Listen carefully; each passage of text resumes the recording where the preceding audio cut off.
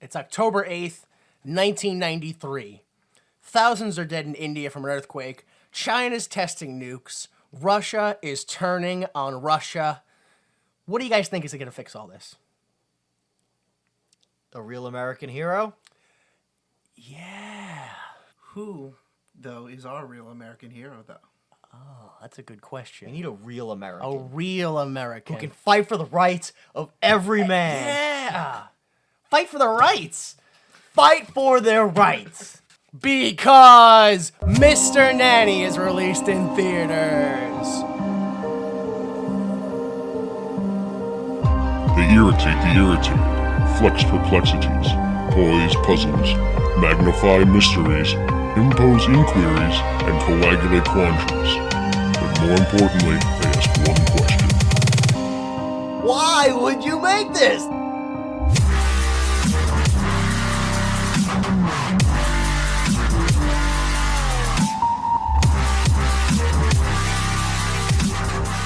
Hello, everyone. Welcome and thank you for listening. This is Why Would You Make This, the only podcast to watch absolutely weird movies and then get weirded out by asking the same question every week. Why would you make this?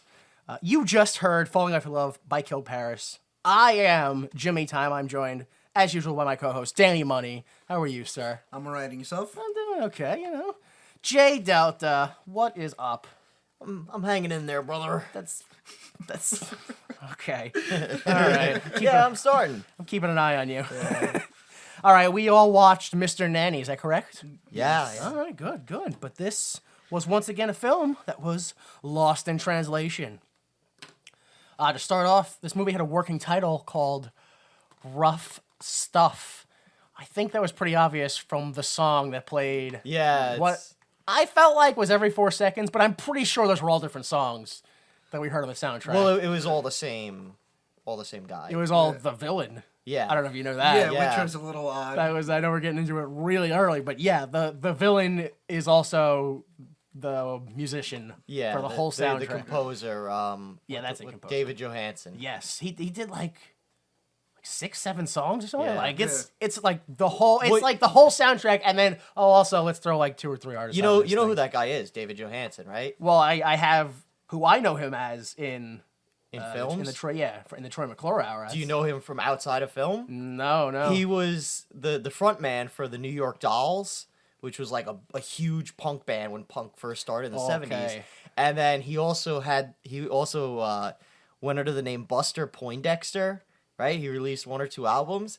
You know that one song, Feeling Hot, Hot, Hot? That's him. Are you? Whoa. Really? Yep. Yeah. What? Yeah, look it up. It's Buster Poindexter, Hot, Hot, Hot, and it's him in like an alternate persona with a suit, and it's, Wow. Buster Oh my God. Poindexter, What the heck? a.k.a. David Johansen, a.k.a. the villain from this movie. Yeah, Tommy Thanos or Thanatos. Yeah. Yeah. All right. So yeah, this movie was called Mr. Nanny in Canada, Spain, Poland, and Russia. But I just want to clarify that in Russia, for some reason, the word nanny is closer to nurse. Mr. Nurse. Yeah. So I don't know. Yeah. The next couple of countries kept the theme of Mr. Nanny, with Germany calling it Mr. Babysitter. All right. All right. Turkey calling it Nanny Appendix. They kept Nanny in it. I don't know what the heck Nanny Appendix is. Is it because the appendix is the most removed organ and he's easily removed? I don't know. It's not that metaphorical. It's not that metaphorical. And finally, I believe the only title that kept the theme, which is Hungary, by calling the film Shielding Uncle. Right. It kind of kept the theme. He's a protective male figure. That's what he is. He's a shielding uncle. It kept it. Look, I think it's a lot closer than whatever the hell Sweden was doing when they called this film A Big Strong 2. Like, also A Big Strong. This next one, I think, is fantastic because it was translated by Christopher M. Spar, a doctor of podcast translation from the School of which was, of course, as usual, Finland. He translates all the Finnish titles. and they called this film "Moron as a Babysitter." Wow, just fucking get right to the point. Exactly, hit it on the nose. I mean, they're taking the other side, I guess, because I thought, we're supposed to be on Hogan's side, but Finland was like, no, we're with the kids on this one. Yeah. Listen, we got a moron as a babysitter over here. I don't know what the title is for the rest of these countries, for the rest of these languages. I mean, I got them here, but these can't be right, because both Portugal and Italy felt like there was some sort of, I mean, they were right, but they kind of felt like there's a lot of violence going on. Yeah. Because Portugal called it brats to attack. All right. And I don't know if that means that the brats are doing the attacking, or if they're the ones that they are to attack. Like, go attack the brats. Like, there's some brats for you to attack. Well, I mean, that's kind of what happened. I don't know. But Italy went much more violent and called the film "Missiles to Home." I mean, there was missiles defense. You get the peace finder thing. Wow, that's a fucking stretch. Yeah, That's a real. It's I guess it's kind of like the subplot of the whole film, really. Well, that and plus they only really mention that it controls missiles like right in the beginning, and they never just they're like, oh yeah, this will shoot missiles or control missiles. Does something to missiles, right? I don't know what they don't. We'll get to that when we get to it, I guess. But finally, I think we got like some closure. Finally, from at least I do personally, because if you remember from the last episode, Greece, they called Fantastic Four like fictional 4 o'clock. Yeah. And we see, it's because they lost all their money. They didn't have anything. And I think we figured it out. It's because in 1993, instead of calling the film Mr. Nanny, they spent all their money and called it Torch, Name, and Thing. That was that's where all their Marvel money went. Yeah. It went all right there. All went to Hogan. Yeah, Hogan stole the Marvel money. Well, I don't know why, but for some reason I feel like I feel like Hogan would be more of a DC guy. I don't know why. That's just a personal, I don't know, something about it. I feel like he's more of a DC character. I think it's because like the Frank Miller Batman. Yeah, I feel like it's like a Hogan kind of thing. Whatever. So hopefully all that explains why it made what it made, Mr. Money. It made, for a movie that was budgeted at $10 million, it only made back $4.3 million domestic gross. I could not find an international gross, which only leads me to believe that I really probably did not make that much money internationally. Well, I mean, that's kind of weird because this film was released in America in October, but I found out that it was actually released overseas first. In the UK in April, in Ireland in July, and in Germany in August. So we got this film kind of late compared to everybody else. Right. That's strange then. I guess all those other countries are just like, oh, well, yeah, we're not going to watch this. We don't care. I guess, yeah. But yeah, an average of 1 million people actually went to go see this in the theaters in 93 when it came out. Because back in 93, the tickets were about $4, so... That's not terrible numbers, I guess. I mean, it's not good, obviously. Yeah. What was the budget did you get there? Yeah, it was $10 million. 10 million Was the budget. And they made, what was it again? Just $4.3 million. So, okay. Yeah. This there was no connection to the WWF or anything. Like they didn't have, like today when they like all the movies with wrestlers have like them as WWE as producers, but at the time they weren't involved, were they? No. I mean, we can jump ahead to what I was going to say for the end, but which is why would you make this film? Because that really leads right into that, which is in early 1992. Yeah. Hogan took a leave of absence from the WWF because a doctor from the Pennsylvania Athletic Commission was caught selling steroids to wrestlers. Oh, this is during that whole. Well, if it was released in the UK in April, yeah, then he probably filmed in 92, so that's around that time.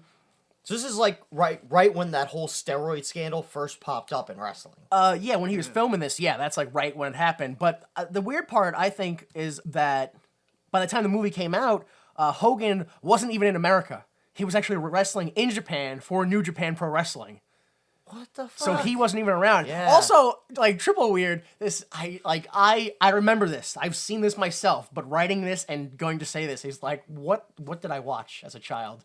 Which is, the weird part was, he was in New Japan Pro Wrestling. Is he was under the guise of I'm the WWF champion, which was false because in June of '93. He lost the title to Yokozuna at King of the Ring after being shot by a fireball from a ringside photographer's camera. What? Yep. He was shot by a fireball from a ringside photographer's camera, allowing Yokozuna to get the pin.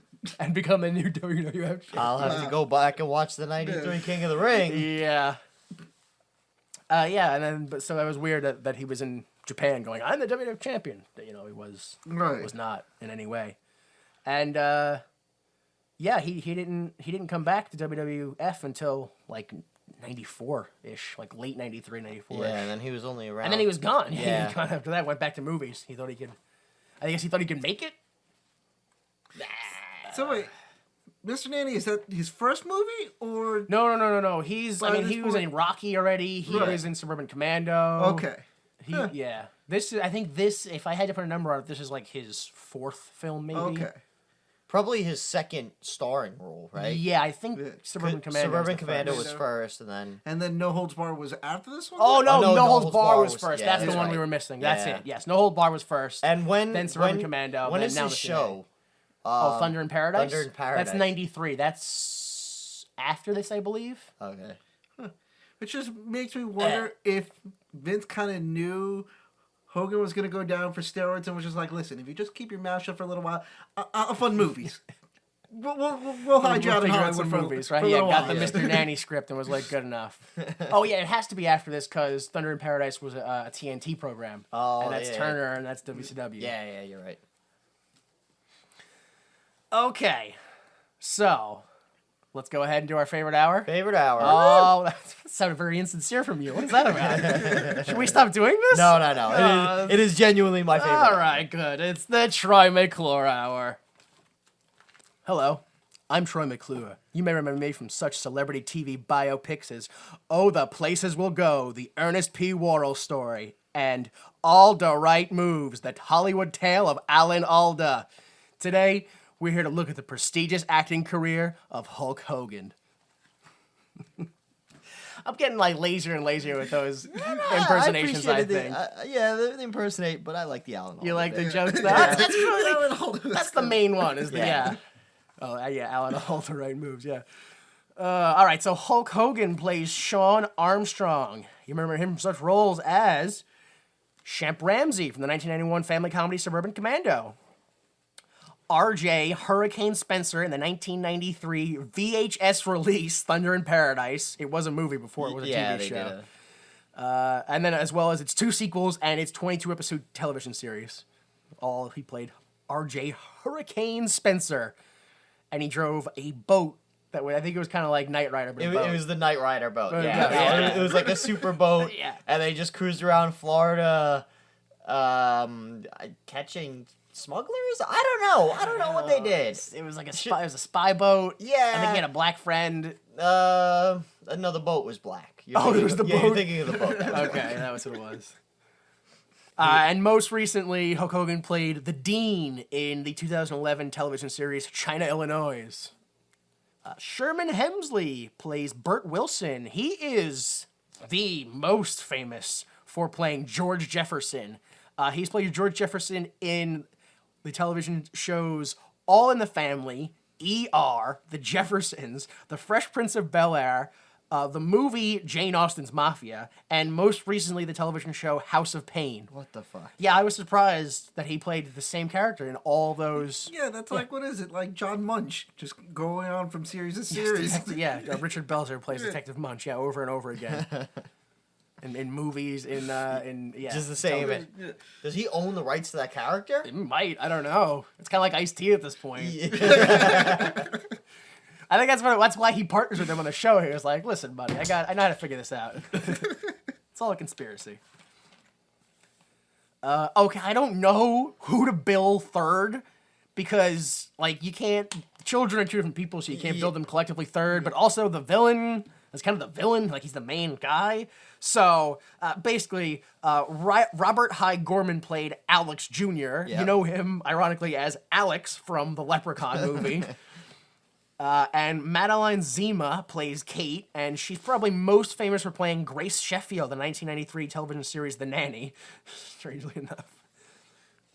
The last is David Johansen, who plays Tommy Thanatos, whom personally I believe is most famous for playing Christmas Past in Scrooge, starring Bill Murray, the taxi driver. And he was in Car 54 with John McGinley.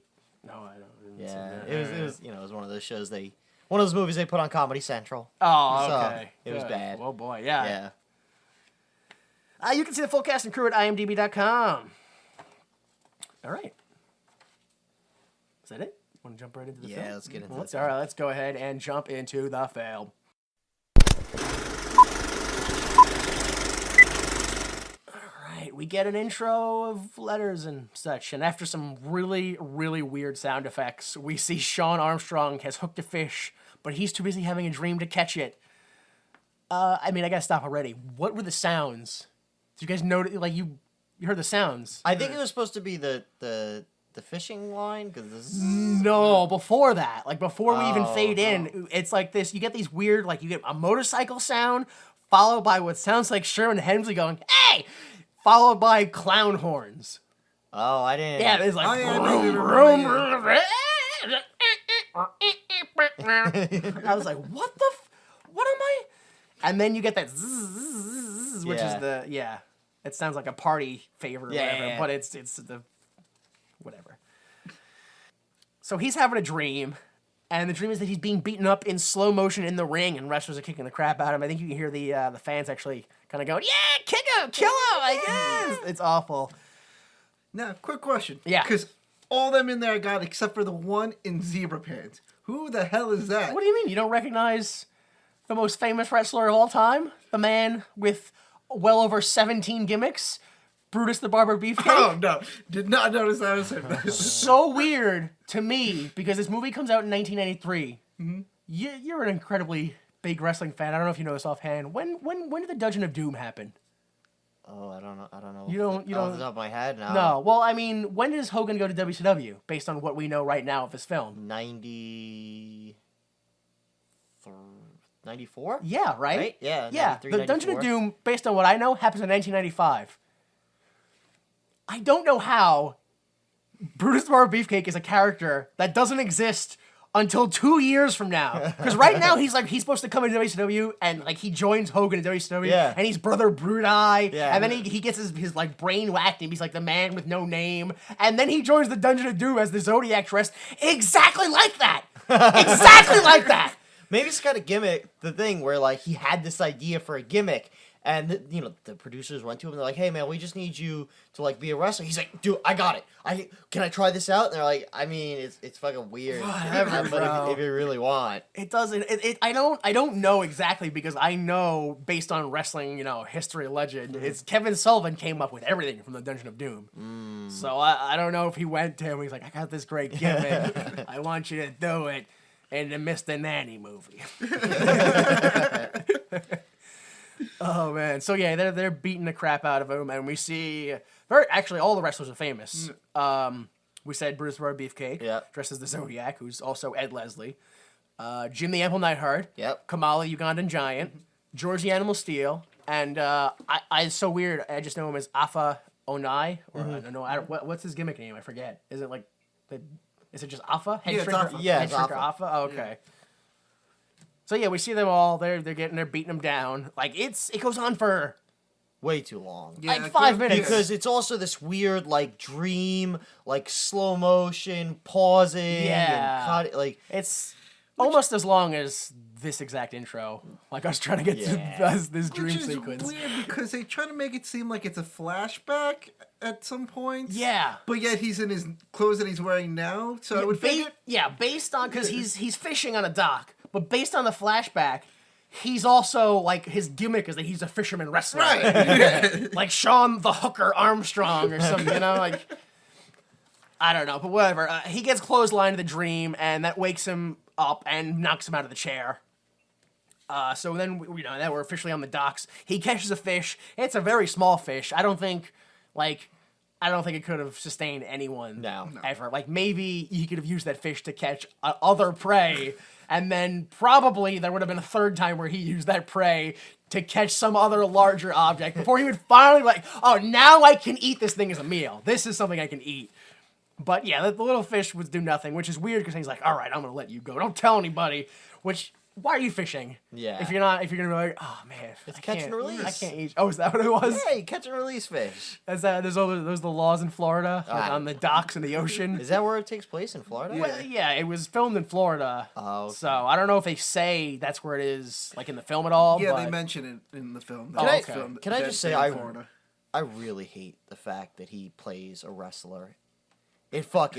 It kills me on the inside. Yeah. Like, why? Why? I hate. It's like when we did Delta Farce. Yes. Larry the Cable Guy plays Larry. Hulk Hogan, the wrestler, plays a wrestler. It's not really essential to the plot so much as No. that just that he has a flashback and he can't be a wrestler anymore. 'cause I he's mean, an ex-wrestler. it kind of is because that's how he knows the villain conveniently. Yeah, but you could have done that through And he- past yeah. bodyguarding work. Why wasn't he why wasn't he a bodyguard? Oh, I'm a professional bodyguard, or a bouncer, or a fucking linebacker. that would have been perfect. Yeah. Anything besides wrestling. Because they probably had something else in the script, and he was just like, "Listen, brother, I can only remember that I'm a wrestler, brother." Yeah. Look, Hogan, listen, we just need you, just be a regular guy. Just don't be a wrestler. That's all you need to do. But brother, how are they gonna know, brother? How are the people, the Hulkamaniacs, gonna know, brother? No, listen. We're not trying to get the Hulkamania. You're just watching you on screen. They'll buy into the character. Just stop acting like a wrestler. No, brother, that's not good for Hogan, brother. I'm thinking about the scene later on when he's in Katie's bedroom. And he's like, just sing a song. He's like, all right, but I gotta sing my own song. You gotta be in the movie. You gotta play a bouncer. No, I gotta play my own profession, brother. I can't do another one. This just makes me think when we get to that scene that wasn't in the script. that he was just, all right, listen, I'm just gonna sing my own song there, brother. Twinkle, twinkle, little Hogan, yeah, brother. I'll admit, for a moment at that scene, I thought he was gonna sing his entrance music, and I was gonna be like, "Are you really gonna fucking do this? I'm so cheap." I'm way too caught up on the fact that you said Little Hogan, and now I'm just picturing Tiny Elvis and Little Hogan hanging out together. Man, look at that lamp. I know, brother, I should leg drop it, brother. Oh, man, that's a cool lamp. I wouldn't do that, man. Man, that lamp over there, it's crazy, isn't it, little Hogan? Oh, brother, I've never seen a crazier lamp, brother. Oh, man. So, yeah, he lets go of the fish. If you remember, we're still at the docks from the dream sequence. Sherman Hemsley shows up, and he's like, I got a job for you as a bodyguard. But Sean's like, no, I'm not a bodyguard. I'm a wrestler. I don't want that job. And he's like, come on, you're like a son to me. Plus, nobody else will work for me anymore. So you got to take the job. Remember old times? Remember when I took a bullet for you in the leg? Do this damn job. Yeah. So, you know, they go into Sean's house, and he's like, all right, fine, here's some food. And he's like, when's the last time you eat? And he's like, it's been about a week. So he gives him all his food. He writes him a blank check. I mean, this guy, Armstrong can't even bring himself to fish and then eat the fish. But he's giving away what little food he has. Yep. So I'm already like, this guy might actually be a moron. Oh, yeah. Yeah, Like, especially he if might. you have apparently enough to write a man a blank check that he could put any amount. Yeah. But yet you live in a shack, it looks like? I didn't really understand. Ironically, he also lived in what looked like a fishing shack. Yeah, he couldn't fish. He's living the gimmick, brother. He's living it. Maybe he's just a simple man of simple pleasures. Oh, don't. You son of a bitch. This is his dream. He's like, oh, I got it. No, I gotta be a simple man, brother, so I'll play Dusty Rhodes in the film. I'll finally be my dream. I'll finally be a fan favorite. Oh! What? The Nanny! It's Sapphire! Oh, God damn it! We found her! Tell Hacksaw to stop looking! Oh, I did not learn her name until, like, the last, 3 scenes of the film. Do you know who she's played by? Oh, yeah, I knew that because I looked that up. Apparently Mother Love. Mother Love. I was like, is that like a gimmick? Was that like connected to Brother Love? I just didn't know. I swear. I was like, is that some weird, it was an extension of the Brother Love gimmick that I just didn't know about? Yeah, part of me thought that too, to be Yeah. honest. I was like, that can't be a coincidence. Yeah. No, apparently she's like a DJ radio host or something Yeah. like that at the time. Yeah. So when they're inside again, Bert is like, "Come on, take the job," and Sean's like, "No, I don't need the job," even though he does. Yes. He needs the job Yeah. desperately. And then I thought it was great, which he's like, oh, come on, just take the job, Sean. I'm not going to beg. Although, that has worked before. Brother man, help me, brother man, help me. And Hogan's like, oh, god damn it, I hate that brother man stuff. All right, fine, I'll take the job. So yeah, he takes the job, and then we get, this is the pickup of the film. This is when, the first part of the film, you're like, what am I watching? This is so weird. This is it. This is when you're like, oh, I know what I'm watching now. Yeah. He gets on his motorcycle and he starts driving past all the famous Florida landmarks. Yeah. And it's great because the music he just kicks on and goes, I just want to go driving on my motorcycle. I just want to go fishing. I was like, what the heck? What am I listening to? Oh my gosh. Yeah, it was it was a big, right when it clicked in, I went, dude, I was like, oh, that was the kick of the movie. That's the kick. Boom! Here comes the film, and he's driving. The best part is, since this was all done by the guy who plays the villain in the film, it really just makes me think, as they were producing it, as they're putting this movie, they're like, oh, fuck, our composer backed out. Who's going to write our music? They'll be like, oh, there's a fucking, we would just pay any amount. And the guy's like, I'll do it. All right, we need it done in a week. All right, no problem. Let's see. I just want to go fishing, and then I just want to be a bodyguard for kids, and then we'll all get along, and then I'll save them in the end. I'll confront the dad, and he'll be like, you can't tell me what to do, and I'll go, well, you gotta do something! Oh, man. So, yeah, did you guys notice, the infamous scene in this part? Dude. When the guy... It's so clear. Yeah! I don't know how anyone didn't notice it before. What do you mean? Dude, you know the person, and it was like, oh, that's fucked up, we're leaving it in. Yeah, that's probably exactly what happened. I just want to know the why. I mean... Do you think it was like they were filming it, and it was like, hey, it'd be fucked up if we just threw this dog in. If they were doing it as a rib, as a fucking gimmick, just to be dicks, or was some guy just having to be going, all right, Fido, here you go. You're gonna learn to swim tonight. Yep. I think that's exactly what it was. I think they were just shooting B-roll and some guy tried to drown his dog on camera. And that's all that happened. Oh man. So yeah, we jump to an office and the dad guy, Mr. Mason, he comes in and he's already pretty high strung. He's like, I found a typo on page 4 and you gotta fix that and you gotta fix the other typo on page 8 and lots of typos. Then Frank comes in, who we learn is the new head of security, I think later. I don't know when we learn that, but he's the new head of security. And he's like, oh, the guards are on high alert, and there's a new bodyguard coming, and everything's going to be fine, right? And that's when Sean shows up, and he shows up on his motorcycle, and they're like, let's profile the fuck out of him. Yeah. It was awful. And they're like, get off the bike, butthead. Yeah, I want to see butthead. Yeah. And he's like, what? Why? What? You guys are rude. And the guy just takes his nightstick and starts to beat him. But then Hogan goes 0 to 60. Yep. And proceeds to try to murder these guys. One of them is definitely dead. Because I'm almost positive that guard shack is made out of concrete. In my mind, it's a concrete guard shack. Hogan basically hip tosses him into it, and then the guy slides down the wall onto his head. Oh, no, not that guy. Oh, the guy he puts through the wall. Yeah. He's dead in my mind. Yeah. All right, so 2 guys are dead. Hogan also, breaks off a piece of the guard gate and smashes the guy in the face with it. Destroys him. Yeah, Hogan puts a guy through the wall, and then, it cuts to, a fucking cartoon. Hogan leans in, and he's like... says some fucking awful line, that's been the last time you talk about me like that, brother. Don't talk about my mama, brother.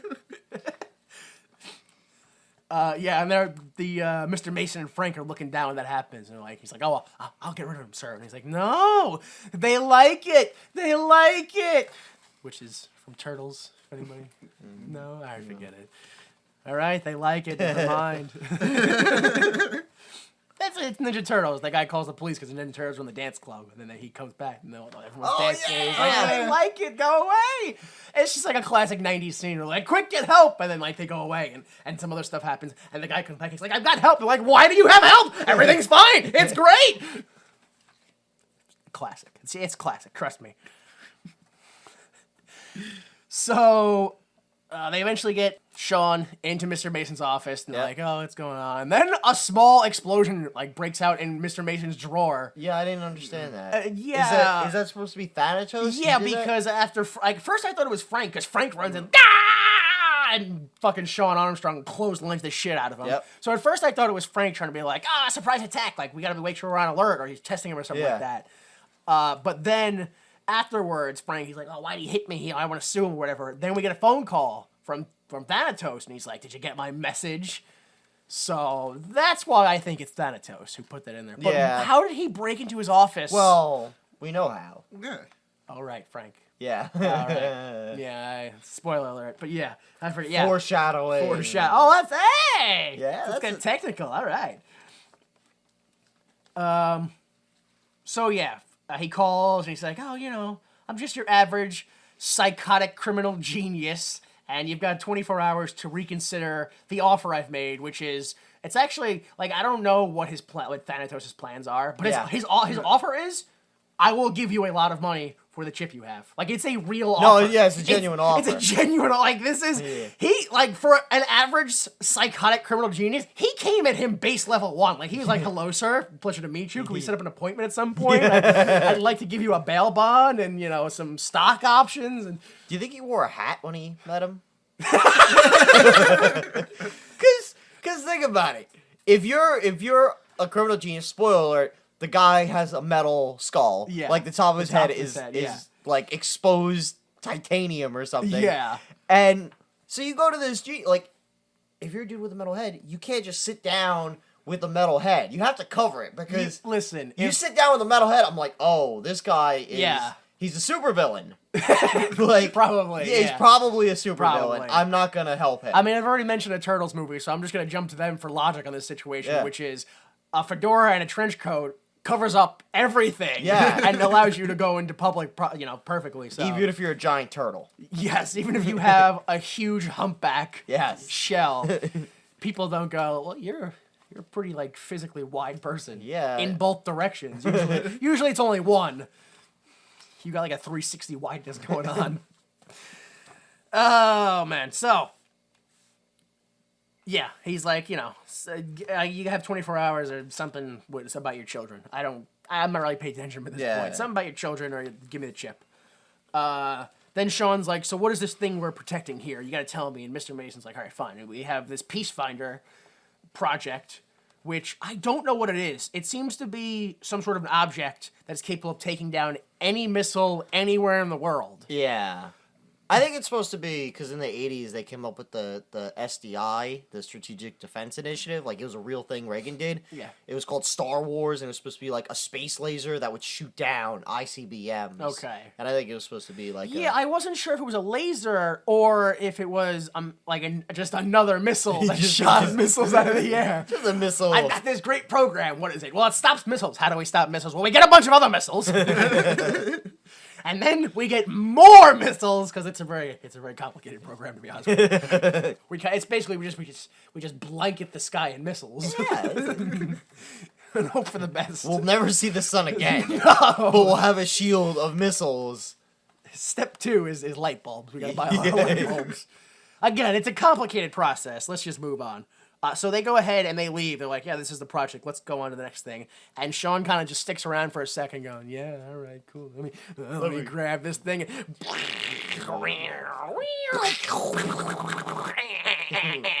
And just plays with it. And then it breaks apart. And he's like, oh, no. And he runs away.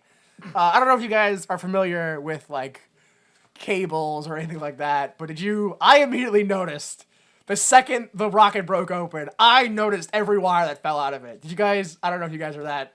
What type of cable? Yeah. No, what the heck? No, because I am, and it's fucking hilarious. Well, yeah, that's your job. Because what fell out was literally nothing but, like, into the back of your TV, audio, like red and white audio cables, and a battery pack. That's what fell out of that rocket, meaning that actually was a toy. Like, there was a button on it somewhere you'd press and it would go, or something, it would make some sound. I thought it was so funny. Like, you could have just stuffed a random bundle of wires, not connected to anything in there. Like, you go online, I know it's 93, but you go into, like, an electronics store, and they sell colored wires, so you could do your project. Just put some capacitors in there. No, they were like, just go to the monitor and pull out a couple of things. All right, I was a little too excited about that. I'm sorry. I got a little too excited about that. It was just really funny to me that technically that was a real toy that they got. So he runs out. They go back to another part of the office, and Armstrong is like, "Oh wait, I gotta take care of kids. All right, I'll do it as long as they have a nanny. You know, let's go figure it out." And cue the hard blues rock music.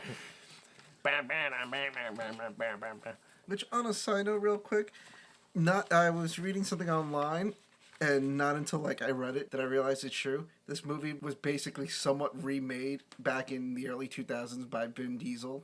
The pacifier basically is the same storyline. Really? Yes, it legit is the same storyline. The father dies in the beginning of the movie. The bad guys are trying to get this chip that the father invented.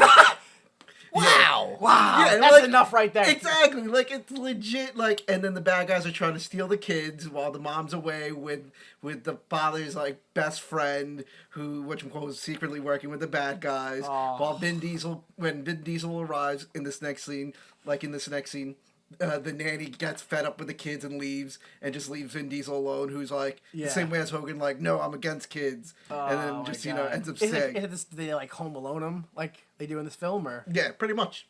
Wow. Wow! Yeah. Holy crap, I didn't know it was like that. Like, I thought it was just kind of like a... Like, I don't even know what. Like, actually, you ever seen Dickie Rod's Child? Yes. I just thought it was that with Vin Diesel, to be honest with you. I just thought it was that with Vin Diesel. All right, so everyone arrives, and a lady comes running out on fire. Yeah, hair on fire. Yeah. Dives into the fountain. I don't know what I saw or read, but for some reason in my brain is sticking out that was like a PA assistant. What? Yeah, like or an executive producer or something like that. Like, it was just somebody that was on the site on the day that they had to do it, and they're like, "We gotta get this done." They're like, "I'll do it." I'll be on fire. It wasn't a stunt lady. Like, it was like just like an assistant that was like, "Yeah, fuck it, I'll have that story in my repertoire. Let's go." She comes running out, jumps into the fountain, and just keeps going. And then the kids come out, and they're like, "Oh, it was too much. Remember the stairs incident with the broken legs?" And Sean's like, "I gotta use a phone." And he runs out and he calls Bert. And Bert's like, "Well, come on, it's just a bunch of kids. Don't be a baby. You got this." And he's like, "Just find me a replacement." He's like, "I can't hear you. You gotta." Actually, one of the things he says is, "All right, that's fine, but you gotta come over to my house later and turn off my gas." He's like, "Why?" He's like, "Because my head's gonna be in my oven." Yeah. So you got a suicide reference already in this movie. Yep. It's just, oh man. Then we go into the kitchen, and Sean meets the cook or the chef or I don't know what she is. The sassy black maid. Yeah. And she's like, "Oh, who are you? You're Mr. Nanny." And then she shows him a list of all the other failed nannies that's probably literally as tall as him. Yeah. Which I was kind of like, I mean, it's 93. You got to special order that paper. Yeah. You got to go to a parchment store. They're rich, though. That's true. Well, no. I mean, they're rich. She's not. She's a maid. Yeah, but if she's like, "Oh, Mr. So-and-so, we need to order this kind of paper. What do you need it for? House things?" "Oh, okay." Yeah, he's pretty laid back. That's true. He'd probably just At one point, one of the rooms get destroyed, and he's like, "Well, it's okay. We could just replace it with money." Yeah. And I'm just like, "You fuck you rich motherfucker." Well, I love that mentality. Just, "Oh, you destroyed a room. Well, we'll just replaster the walls with money. Yeah. We'll build a bike out of money, and then you ride the money. Yeah. And you bench press the money. And Look, man, money's heavy.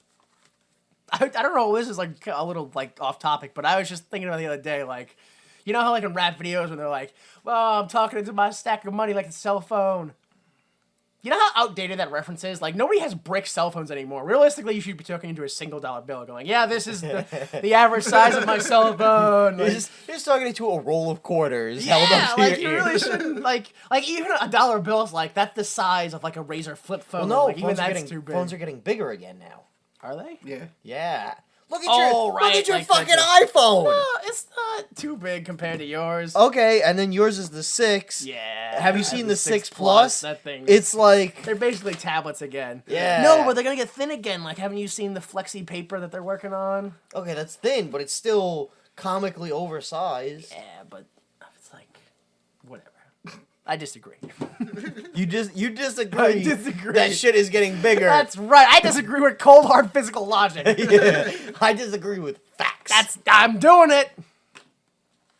So we go into Sean's room and he trips over a wire and then he's like, "Oh, what's this?" And we follow this to the closet. This is immediately when I'm smarter than the movie because I go, I mean, if these kids set a lady on fire, don't you think if they wanted you to like trigger something on a wire, you would have like, I wouldn't follow it to the like, and then of course he opens it and he gets bowling balls crammed on his head, and which wouldn't his neck have snapped from the bowling ball dropping on top of his head? I think there isn't a single person in this movie that shouldn't have neck trauma. Yeah. There's so many people that do things with their head, and I go, you should be dead right now. Yeah, Your neck should be a pile of just like bone meal. These kids clearly don't have an understand. Like they clearly learned from cartoons. Yeah. That is how they've learned. Absolutely. Because they have no concept of genuine serious like physical or traumatizing injuries. They have no concept of serial killer tendencies? No, they've got a firm grasp on that. Oh, they know exactly what they're doing when that comes, yeah. No, they do not know.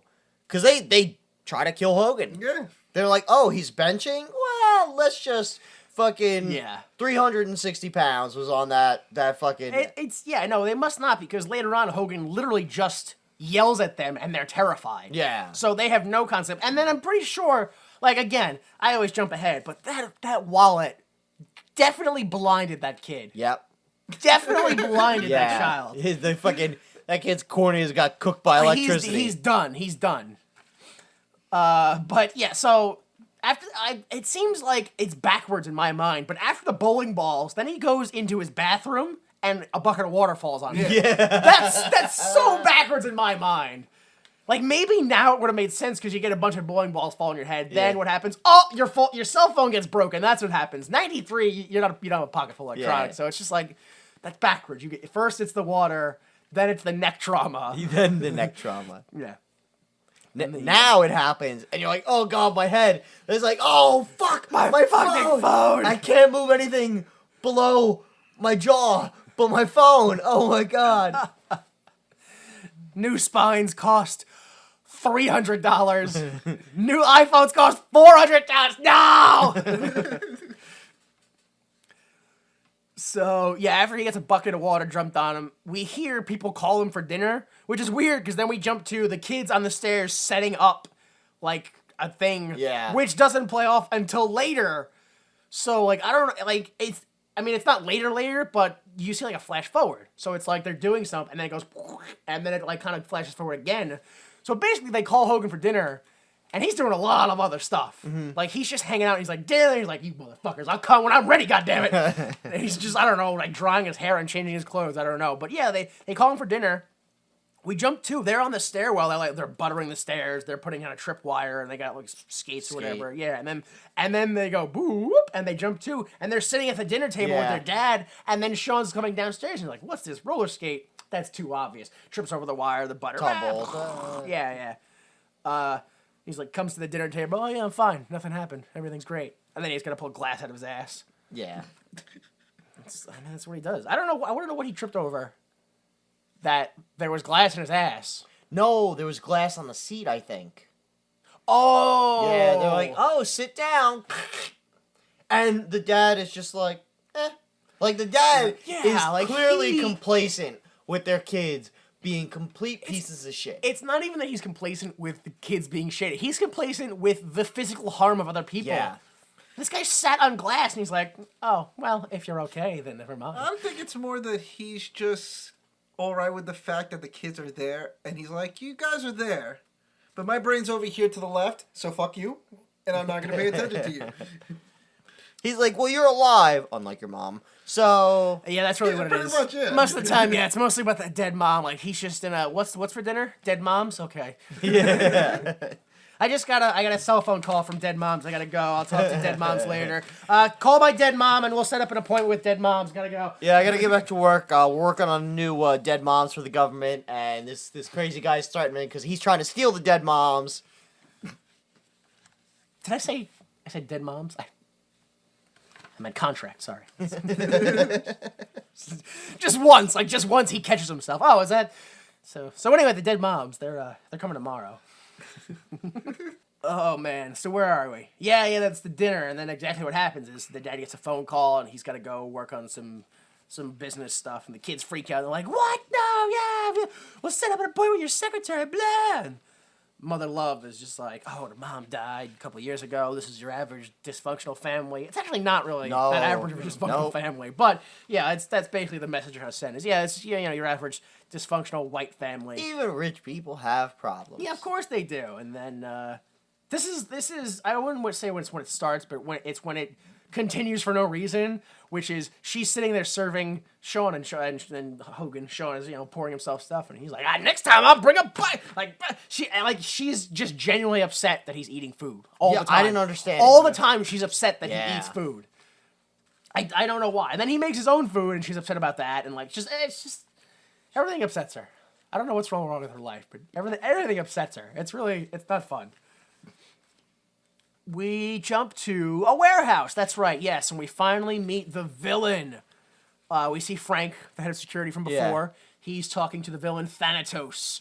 And we learn that Frank is working with Thanatos. And Frank hired Bert to get a security guard. Because Bert only hires losers. But it just happened to be that it was Sean this time. Yeah. Now we got to deal with this.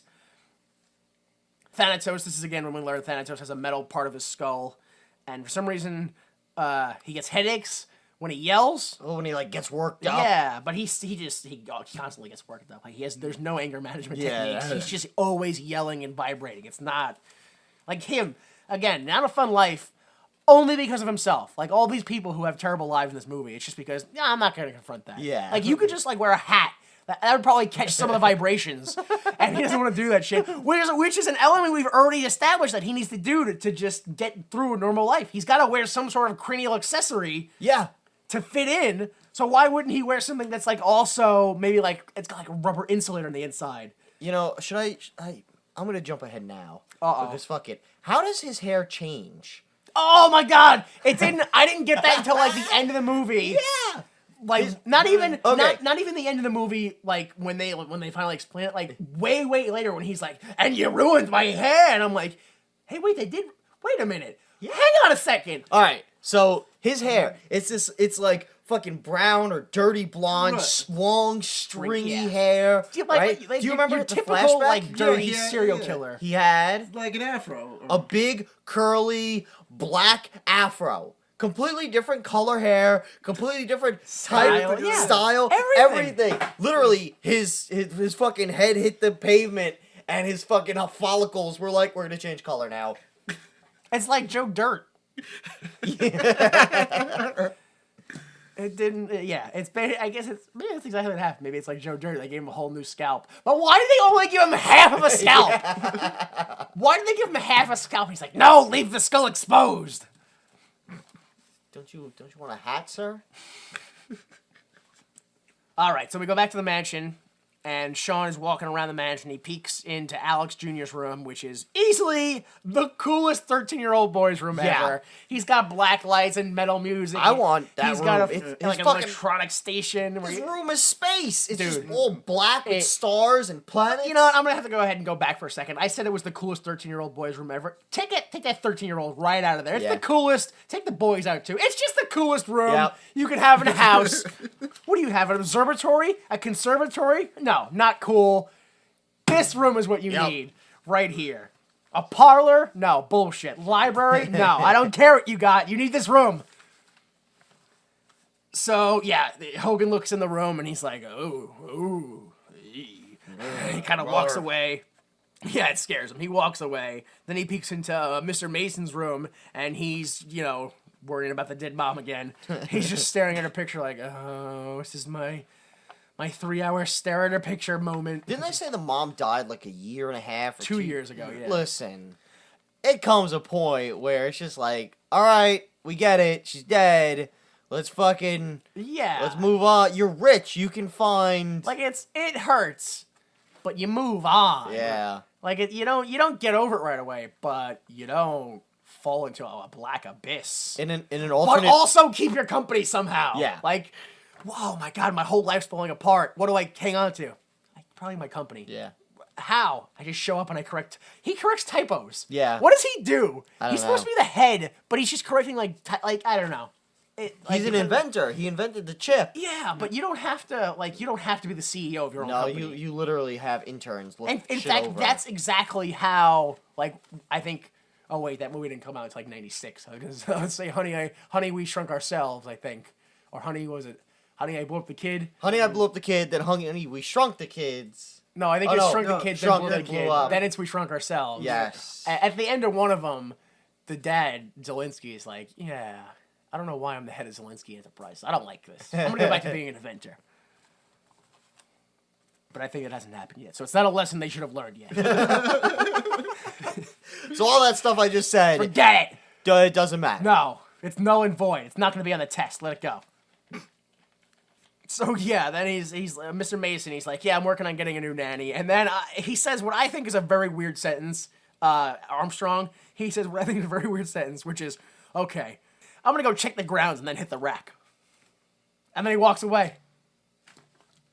I mean, I just think it's a weird sentence for somebody to say. Just Hogan. He's like, hey, did you find that new nanny yet? No, we're working on it. We're gonna look around. He's like, oh, all right. I'm gonna go check the grounds and hit the rack. It's just, I don't know. If anybody said that to me, I look at it and go, what the fuck are you talking about, dude? You're a bodyguard, right? You're not a groundskeeper. Yeah, this isn't. That is security. I don't know. It's just so weird. Like, I felt like he was just gonna I felt like there was a whole scene of the film that was cut out where Hogan just walks around with a flashlight, just was like pounding in his hand, like, yep, nobody around this part of the yard. He really doesn't seem like much of a bodyguard. Like they That's- hire him as a bodyguard, and he's not a bodyguard. That's what I mean. It's such a weird sentence for him. Like, that sentence is the only actual sign that he bodyguards anybody. And it's so out of place in this film. So then we go to his room, and again, we get more signs that he's an awful bodyguard, which he puts his headphones on, and then he puts music on full blast. Yep. So he can't hear anything. Like, if one of the kids could be dying next to him, he wouldn't be able to hear it. But again, just another sign that he's not really a bodyguard. He's just they basically hired a bodybuilder to hang out around them. Right, the next day, they have to go to school. The kids are going to be driven by Sean, right? And they insist, oh, you got to wear the chauffeur hat. And he's like, I'm not going to do it. So Kate screams until he does it. I don't know why. I don't know why. He's like, no, I'm not doing that, brother. I'm not doing this, brother. I'm not doing that, brother. I don't know why, but he's against everything. So he drives him to school. They go to school, and for some reason, Sean goes to class with Kate. Yeah. I don't know why he chooses not to go with Alex, but he goes to class with Kate and sits in a desk, like you're saying. Sits right next to her. Nobody's bothered that there's a 40-year-old man in a classroom of young children just sitting there. Teacher seems all right with it. Like, she's more bothered by the fact that they're not paying attention than the fact that there's a 40-year-old man. And I could probably kind of see it as their way, because she was claiming how by driving in he was going to embarrass her or embarrass them. Yes. And he was just like, you know what, fuck you, I'll embarrass you. I'll go to class. Maybe it's spiteful? Oh, okay. Yeah, I'll go to class with you. We'll see who's embarrassed at the end. I don't know. I mean, Kate talks back and she gets sent to the principal's office, but also Sean gets sent to the principal's Both office. of you Both go of to them the get principal's office. Yeah, it's such a like a cliche kiddie movie. But both these scenes, both this schoolroom scene and the principal's office scene, that's like glaringly like, oh, this is a pre 9/11 movie. Like, it's one of those films where you go, all right, things have changed in the world now. Because, the guy walks in, he goes to class, it's fine. They send him to the principal's office. Again, okay, that's fine. They get to the principal's office. So, I mean, you got a bonding moment between Kate and Sean, which is, I actually think it's great, to be honest, which is Sean's like, oh, look, they're still there on the bench. And she's like, what? S.A. Sean Armstrong, are those your initials? And he's like, yeah. And she says, pretty fancy. Must have taken a whole hour. And he's like, no, are you kidding me? With that detail, try 7 years with a paper clip. I don't know why Kate looks at it and goes, must have taken a whole hour. Like, she's a woodworking extraordinaire. like on her days off, she's out like in the yard just hot penning knives and cutting against the grain, and let's put a good shellac on it. Like, she's a woodworking extraordinaire in my mind now. She's like, oh yeah, pretty fancy you got going on with your woodworking techniques. Again, pre-9/11 world, because then the principal comes out and he's like, oh, who's this guy? Oh, you're legendary bully Sean, King of Detention Armstrong? Well, you can just go ahead and take her and leave. Why? Why does it just happen to be the school he went to? Why? I don't know. Why does he just happen to know the villain? Why is he so connected to these people? Everything is just such a haphazard of, oh yeah, but also, yeah. Don't you know we have a great history together? Yeah. Also, the dead wife, that was Hogan's sister-in-law. Right? Yeah, why not? Why wouldn't it be? So, they go back to the mansion, and they're like, oh, wait, Sean, you gotta open our door for us because you're a chauffeur. Whether that's the case or not, again, terrible bodyguard, because he shows up, gets out of the car, and just walks away from them. Just leaves them in the car. Doesn't care what happened. Like, we're in their home. We're on their home grounds. They're fine. Close enough. Good enough.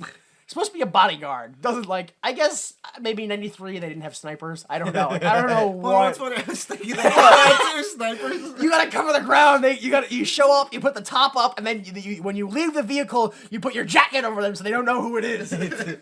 Like he's the Secret Service. Yeah. Like he's gonna fucking huddle them in. Go. They pull up. They don't stop in the middle. You gotta stop under the awning, so you can't. It's there's trees on their side. It's. Again, he's just not a very good bodyguard, which is fine because he's actually a wrestler. Yeah. Even though he doesn't do. There's not without the flashback. There's no proof that he's really a wrestler. He doesn't do anything wrestler-esque. Yeah. He doesn't brother. He doesn't hook up. He doesn't drop an elbow on anybody. Oh, that's true. He does hook up. That is true. Yeah. But he doesn't That's also, he gets hurt a lot, but he doesn't really get hurt. So we know he can take damage. He sells it really well. Yeah. Which Hogan doesn't do, so... Well, no, he no-sells everything. Oh, no, that is spot on Hogan. He takes the bowling ball, yeah. and then he's just like, He falls down the stairs, and he's just like, Like, he sits on the glass, That's it. That's a pretty good response. To just, what happened? Oh, I got shot. Yeah. Hogan, sell the bowling ball. Was that good? No. That's it, right? That was good? No, you really want to get, hurt. Bam, it hits you in the head and you get hurt. No, fall down and, roll around in pain. He always confirms it, too. No, it's, pretend like a bowling ball fell off a 20-story building and hit you in the head. Go. Is that good? No, pretend the guy took the bat, right, and he cracked it all the way back and hit you right in the face. Go. Is that good? Every time. How about that? You're not doing anything different, Hogan. just all right. Do more than when you get hit, just more than just and then ow, react in pain. Ow, ready, and the bat and bam. Is that good? Yeah, Hogan. Wait, I got it this time. Hang on. Up and at them. Up and at them. I got it, brother. So, I think... What does he do? Yeah, he goes inside, he rips up the chauffeur hat. So apparently he'll never have the chauffeur again. It's like a dog's mentality. Oh, I hate having to go for walks, so if I tear up the leash, then I'll never have to go for walks. That's it. So he calls Bert, and Bert is like, oh yeah, no, ex-wrestlers are in great demand. Yeah, it'd be great if you quit this job. And we also see that Repo Men are taking stuff from him, so he's getting his stuff taken away. Then comes, I guess, one of the big scenes. The gym scene. Where they try to murder him. Yeah, they legit try to murder him. Actually, technically, the end of the gym scene is them going, oh, well, why aren't we murdering him? Yeah. So we get Kate and Alex, the two kids, in case I haven't said their names enough. They put a trap, an electromagnet, on the bench press. I love this. I don't know if you noticed this, but they put the electromagnet under the bench press, right? Yep. And he goes, all right, look, this is how it works. And he takes a dumbbell, and he holds it in his hand, and he turns the thing on, and the dumbbell goes, woof, and it flies to it. But it completely ignores all the dumbbells sitting next to it. Right next to it! There's a whole pyramid pile of them, and they don't even budge. They don't even, not even a little bit, right? So then Sean comes in and he's like, oh, he kind of looks at the bench press like, what are you kids doing? You did something over here, I guess. He's like, oh, and they're like, aren't you gonna bench press? And they're like, no, I'm gonna use the bike instead. And they're like, all right, that's fine. That's also booby trapped. And so he jumps on the bike and they set it up for him. They're like, boop, boop, boop. Yeah, we got this for you, Hogan. No problem. And this is just another like classic Hogan scene, which so many Hogan scenes have somebody going, hey, Hulk Hogan, it's the 90s. Don't you know that? things are different now in the 90s. And they go, he's like, what's this? He's like, it's a bike. He's like, that's not a bike. I don't know, that's not a... So they go, beep, boop, boop, and he gets in the bike, and they leave. And they're like, okay, cool. Like, what'd you do? It's like, I set it on coronary. And it actually has a coronary setting. For 90 miles an hour. Yeah, uphill, both ways, yeah. I also just want to say that I don't think there's ever a period in human history where Hulk Hogan weighed 293 human pounds. There's no way he's ever weighed that much. But yeah, so he's on the bike, and he just and bikes to death until the bike turns to like liquid and blows up. It's just, I wasn't sure if it was just like the weird angle that was going on, but it's one of those bikes where you bike and then it's got the two like weird bars that go back and forth. And after it goes really fast, at the end they break off, and it's like snakes. They're just like flailing around. Like I don't know what, like they're hoses. Like I was like, what happened? So yeah, that it's broken, and then afterwards he's like, that was a good workout. That was a good warm up. Let's go bench press now. And I was like, you just okay, fine. No, exactly. The director's like, all right, Hogan, so you're gonna get really worn out and like hurt from this, and action. Was that good? That was a good workout, brother. Oh, Jesus. Hogan, you're supposed to get hurt by this thing. Okay, so yeah, then he goes over to the bench press machine, and then we see the kids outside looking in the window, and they're like, here we go, and then wee-woo, wee-woo, wee-woo. Who was using the bench before Hogan? I know, right? Who else in that house? Mother Love. Hell yeah. Putting up 360 like it's nothing. Oh my God. 360. Yeah. There's no way, Hogan. In your fucking... There's no... Every time you tell that Andre the fucking giant story, he gains 100 pounds. There I was, brother. Lift up Andre the Giant. He weighed 115,000 pounds. More than a 747 liner, brother. I remember that day we went to the gym and he was like, I gotta weigh myself, and he said, oh, I can't use a regular scale, brother. I gotta use a counterweight. So he got on one side, and the other side we put the sun, and he was heavier, brother. And then I slammed him later that night, brother. So yeah, he gets in the bench press, and they start turning on and off, and he's like, oh, it's too heavy, it's too light, it's too heavy, it's too light. Which to begin with, how are these kids that smart to make a magnet that works? I know. Well, to be clear, it's all Alex Jr. Like, he's the total electronics expert, but yeah, I don't know how he got it. Actually, that's not... I guess it's because he wants to be like his dad, because later on, when the dad comes in, he goes, oh, look, my old workbench, my old, like, electronic workbench. And he's like, it looks good, you know? So I guess he's trying to, like, follow in his footsteps, kind of. I guess. But, I mean, this kid... I don't know a lot about, like, open electronics like that, but... This kid's far enough that I think he should be working in his dad's company. Yeah, exactly. Like, on a very small basis. Like, you should be utilizing this kid. Oh! Do you think he killed the mom? Whoa, wait. What? Because this kid clearly has no concept of, like, genuinely, like, mortally wounding somebody. Okay. So do you think it's like, hey, let's prank mom, Kate? Like... I don't think so. I think... How'd she die? I'd have to presume it would have traumatized him in a way... That, oh my God, that daughter's so goddamn traumatized. How is Alex not traumatized? He was the one who killed his mother. Maybe, like, it's cartoons. Maybe he's like, she'll come back. Maybe he's Roger Rabbit? What do you say? He doesn't get it. No, I can only kill my mother when it's comedically relevant. So... I don't follow your line of thought at all. I just think they're acting out to try to get their father's attention. Oh, you think that? Or is that exactly what the movie tried to tell you every step of the way? Did they force that on you every 4 seconds? So yeah, they make the bench press way too light, or I don't know. push it away with the magnet. I don't know what it is. But yeah, it goes into the ceiling. Hogan runs away. It comes down, crashes. Hogan notices the magnet, bends it, and then throws it in anger. And then after his anger, like, oh, I found their trick. I better cool down with a shower, brother. And then he goes in the shower, right? Okay. What? The towel. Can we My God. Can we talk? You definitely saw his dick, right? Yes. You definitely saw his dick. The second it goes to the shower, and you see him put his clothes down, and then it cuts to like a waist-high scene of him walking in, and there's this one part of the towel that's got a fold in it that won't go away and keeps bouncing, like with some elasticity, like with some like rubber, like like it's not going away. Like it's definitely like a prosthetic. If it's not, I don't think it's him. I think it's definitely a prosthetic. I think it's just Hogan again, like being like, I got this, brother.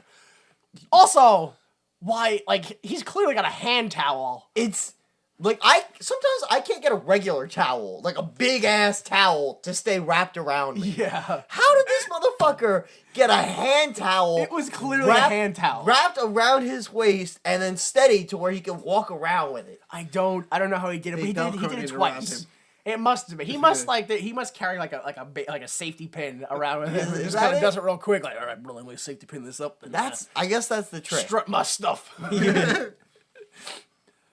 Oh my God. It was, I don't know, I've never seen a towel that was like, all right, I need a towel to cover up, but I only need to cover my genitals. I need to cover the bare minimum. They're like if I could have a towel that is kind of like man, that's a really big loincloth. Like, yeah.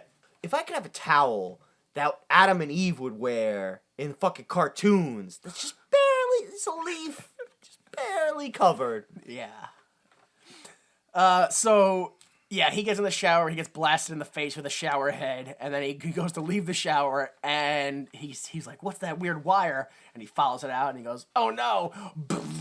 And he gets electrocuted. Towel still doesn't fall off. No, towel still, thankfully. Yeah. Towel stays on. And we go to the kids outside playing with the knob, and he's like, oh, don't worry, it's only low voltage, so it can't kill him. And then Kate goes, so crank it up! Which is funny because in the UK they actually deleted that scene out Oh, of. yeah? In the UK, yeah, in the '93 UK video release of it, they had to re-edit it. As to well remove you that should. scene. Yeah, you shouldn't. For that reason, for being too violent. Yeah, because they were like, oh, don't worry, it can't kill him. Oh, well, then change that. Yeah. That's them saying, let's murder a man. Oh, my God. This isn't... I can't remember if I liked this as a kid, but this isn't a movie people should like. No. Like, I can't imagine anyone would like this. But they do. They do like it. No, they don't. Oh, man. So, in the hallway, we see the kids, and they're like, oh, have a nice shower. He's like, it was stimulating. And for some reason, he's still drawing a current, and he shocks the kids when he walks past That's how them. electricity works. Yeah. Why not? And then the kids are like, maybe we shouldn't get rid of him. Like, he's pretty tough. He's kind of cool.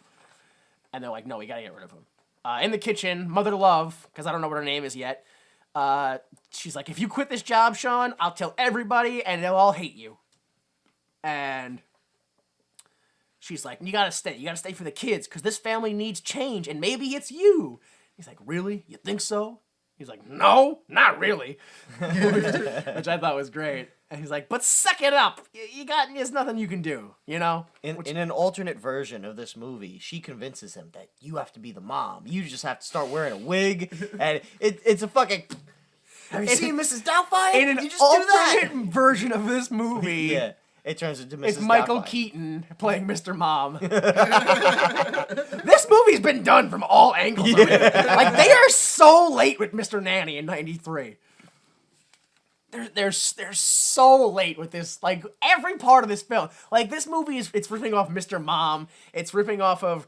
Basically ripping off of his early previous movie, Suburban Commando. Yeah. It's ripping off of Home Alone. It's ripping off of Problem Child. It's everything has been done before. Everything.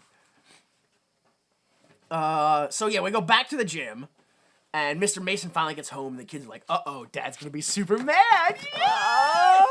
Like, easily the weirdest part of the film. Yeah. Like, just for kids, like, we're gonna get in trouble, yeah! So he's like, what happened? And they're like, oh, we almost killed him, we blew this thing up, and this guy died, whatever, everything happened. And he's like, well, it can all be fixed. Sean's fine. I'm going to go make phone calls. And they're like, what the hell?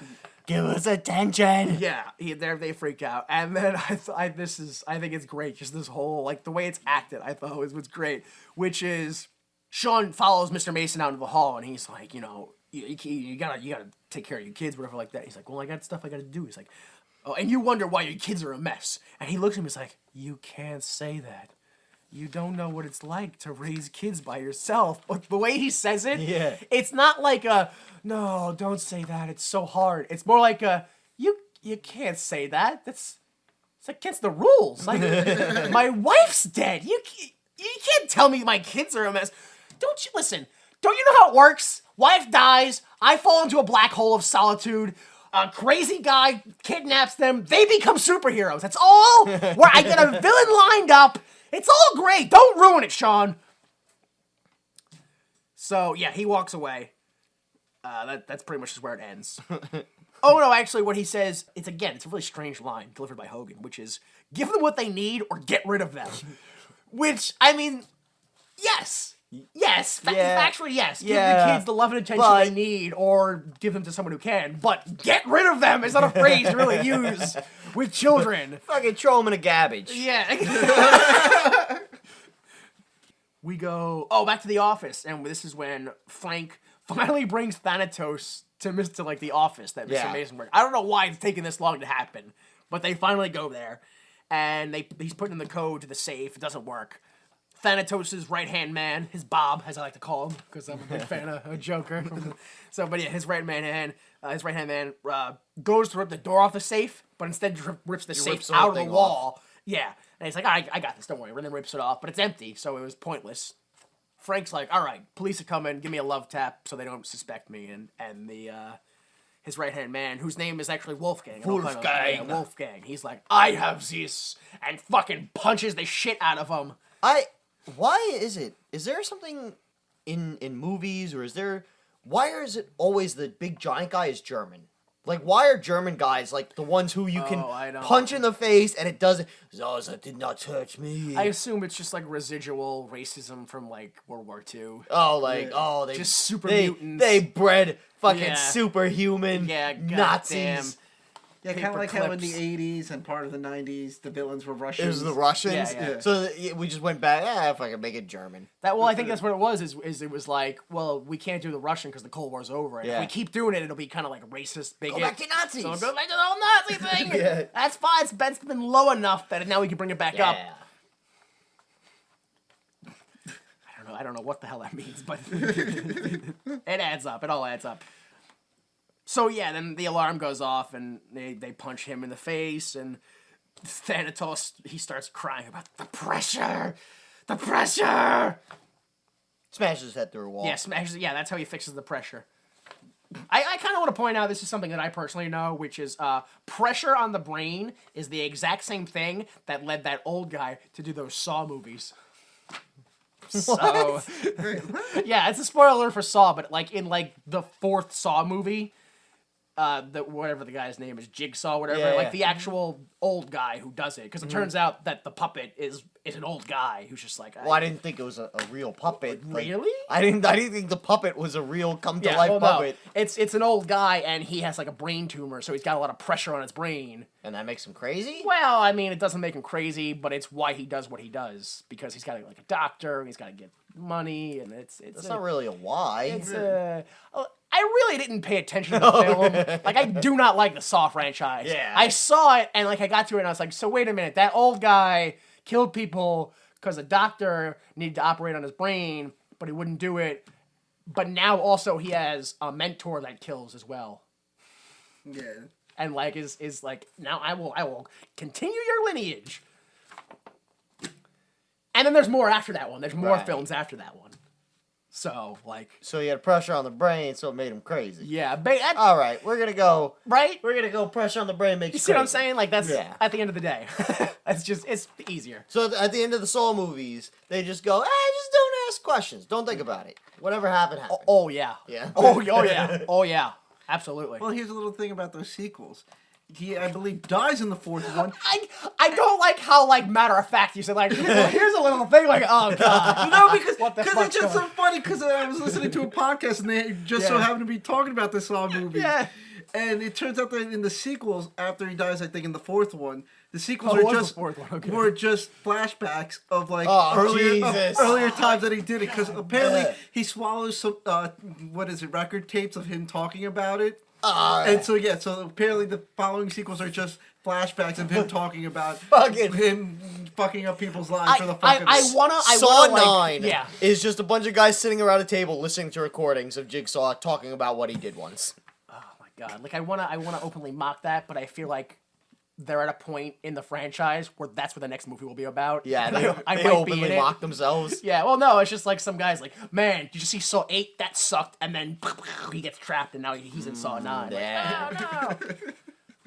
That's awful. The twist of the movie was it wasn't really a movie. It was a documentary. That's what Human Centipede 2 was. Really? Human Centipede 2 was that Human Centipede 1 got famous, and then some, retarded guy tried to reenact it. It was really bad. And they're making a third one with I believe it's based in a jail, and a prison officer is infatuated with the first movie, so he wants to recreate all it. right. It's not... Horror movies aren't very good. No, They're not very good no, anymore. they're No. not. They're really... There was the Freddy's New Nightmare. Is that the one where it opens with Robert Englund on set? I think so, Playing yes. Freddy Krueger. I believe so. Yes. Yes. It's like Yeah.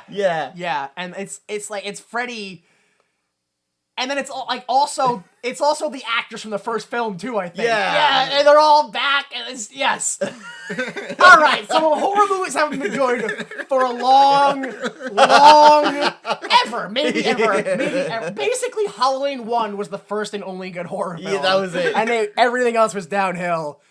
Like, you want to go, no, because Friday and 13th, that was pretty, Nightmare on Elm Street, Friday the 13th, that was, but then you think about Tangerine! The guy singing in the shower, it's all just what are you talking about? Or same thing, Friday the 13th, what happens? Johnny Depp gets pulled into the bed, and then an ocean of blood falls upward into the sea, what? Who's that for? Who's that for, Freddy? Who's gonna see that? Whose blood was that? It's all all of it is just what are you doing? What the hell are you? It's like a municipal police thing where it's if we don't use our budget, we won't get the same amount for the sequel. So we just more blood. Just put a goat in there, get a mirror, and put a mirror across from a mirror, and then stand in between, and we'll blink lights and just whatever. Just go. That's how you spend a budget. You just name things quick, and then you buy them, and you go, good enough. And then all the stagehands take them home at the end of the day. Listen, if you're gonna throw that shit out, that's our free shit. that dude took that refrigerator. I don't know who I told you about. Who told that? It was you, or yeah. He took that refrigerator home. So where are we? School, I think, right? Is this? So we go to school, and Alex is getting bullied for the first time. Or the third time. I don't know, whatever. He's getting bullied for the first time, and the bodyguard shows up and watches his fucking subject. Again, a terrible bodyguard. Which is funny, because then after the kid gets bullied and they leave with the kid's money, he goes, I should do something. Yeah, nice job, asshole. He just left. Let's walk by. I mean, Kate tries. She's like, no, don't. If you it only make it worse if you get involved. Kate tries to Wow, stop it. he's fucking taking advice from a 6-year-old. I know. Which you shouldn't take any advice from her, as she proves immediately after when she goes, don't say anything to him. He's extremely sensitive. And then she goes, you want Sean to take care of him? And just mocks her like what a fucking. Which this is. I mean, I don't know if it's just something I'm into, so I notice or whatever. But why are non-sexual women in Hollywood sociopaths? If they're not someone who could be sexualized, they're fucking mental in movies. That's how it is. If you can't be sexualized in a film and you're a woman, you're fucking crazy. It's just how it is. Yeah, no, that's pretty much it. I don't know why. Or they're the Look at that. they're the fat comedic relief. Which you kind of gotta be crazy to be comedic. Yeah, You like gotta be a little like loopy, Mother Love. fat comedic. Yeah. Well, she's not really. Well, she's a little crazy. Yeah, because she's overly crazy. aggressive. Yeah. Like calm the fuck down, lady. Like your exactly. life's not that bad. What are you so Yeah. See, you gotta be. If you're not sexually attractive, you're fucking crazy. Which is fine, because when's the one time when she wasn't crazy? When Sherman Hemsley was hitting on her. Mm-hmm. Favorite scene in the movie. It's pretty good. And, well, I don't know why. I don't know why, but I love it. So anyway, not Sean. Alex gets bullied. Then they drive home, and Sean's like, "Can I help you?" And Alex was like, and he's like, "Just I don't need any help." So we go back to the office, and Mr. Mason's like, "Oh, Frank, you got everything. They stole shit. Did you see anything? Did you notice anybody?" And Frank is he's got a halo, and his jaw's wired shut. That one punch that guy gave him wrecked him. It liquefied his face. Yeah. Mr. Mason is like, "I'm gonna go out of town for a while," and Frank pulls out a card, and he's like, "Oh, look, I'll make arrangements." He's got a bunch of pre-written cards, which I'm pretty sure that bit's also been done before in movies. I'm sure it has. I'm almost There's positive. no way it hasn't been. In TV at the very least.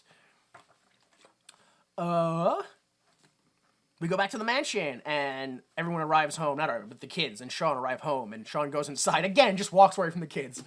Done guarding them. I'm walking away. And Alex goes to Kate, "Hey, we're going to do the pit of blood." And Kate's like, "No, I kind of like him. We don't need to." And Alex does a little bit of like some bigotry here, where he's like, "No, all nannies are bad." Yeah. But like, instead of trying to comfort him, being like, "Listen, not all nannies are bad," Kate goes, "But he's not a nanny." But logic. Yeah, it's okay. It's kind of like going, "Listen, there's no blacks allowed." He goes, "But he's half black." So I enjoy the acceptance, but you're not going about it the right way. Like, you're so close. Whatever. All right. Maybe you should tell him just not to hurt other people. Again, that's another thing that happens later on in the film, where he's like, "You shouldn't hit kids." Like, "Oh, but everybody else, like, punch your wife in the face all day." So, yeah, Alex agrees. He's like, if he survives, then he can stay. And they're like, "Yeah, all right, fine, we'll shake on it." Right, we go into the kitchen. Mother Love comes in, hits Sean in the head with a cast iron frying pan, because he's made a mess from making a sandwich. And literally, it didn't even look. It just looked like he had stuff out to make a sandwich. Yeah, it didn't even look like there was a mess. It just looked like he was currently using objects. Yeah. And she's not even like, she's just like openly hatred towards him. Yep. Because he's like, he goes, "Oh, well, why don't you just ask me to clean it up?" And he goes, "This is more fun. Like, just to hit you in the head, that's more fun." Right? So, outside of the kitchen, you hear Kate calling, and Sean's like, "Oh no, I gotta go help her. She can't swim." Right? Gotta go be a bodyguard, brother. He runs into the pool. I don't know why, but he runs to the pool, runs on the diving board, and then the diving board's missing bolts, so he falls in. Yep. Right? Comes out covered in red. He's pissed. He takes the kids, sit them down in the living room, and he's like, "Don't move!" And they're like, "Okay." Well, I don't know if you guys noticed in that pool scene, when he falls in the second time, the water comes up and you can totally see that it's not gonna die in there. Oh, yeah? No, you can tell the first time, too, when he falls in off the dive. It splashes, and it's just water. Yeah. That's poops. That's poops. You assholes couldn't even really fill it with red shit. Fucking dicks. All right, so yeah, he yells at him, "Sit there until Dad comes home." And then later he does come home, and they're like, "Where are my kids?" Sitting in the dark room. Sitting in the dark, because that's how we do things in Vietnam. And he's like, "Look, if you give them discipline, the kids will behave." And right there, he looks at the kids. He's like, "Oh, they're behaved."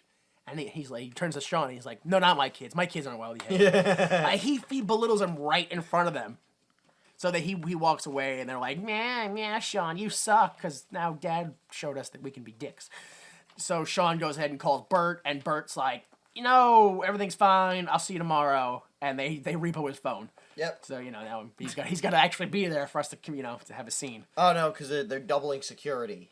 That's why. Oh yes. Yeah, that's right. They have to double security. Yes. So we go to the gym again, because that's where most of this movie seems to take place. And Alex sees Sean working out, and he's like, "Hey, can I join you?" And Sean's like, "Yeah, but if you want to win a fight, you really only just need attitude." Yeah. And he's like, "Well, Bert taught me how to fight, so I can. Well, he taught me attitude, so I can teach you attitude." And he just tells him how to stand, and he's like, "And you're bad." And he's like, "Yeah, I'm bad. Yeah." And they high five, and you're done. And that's it.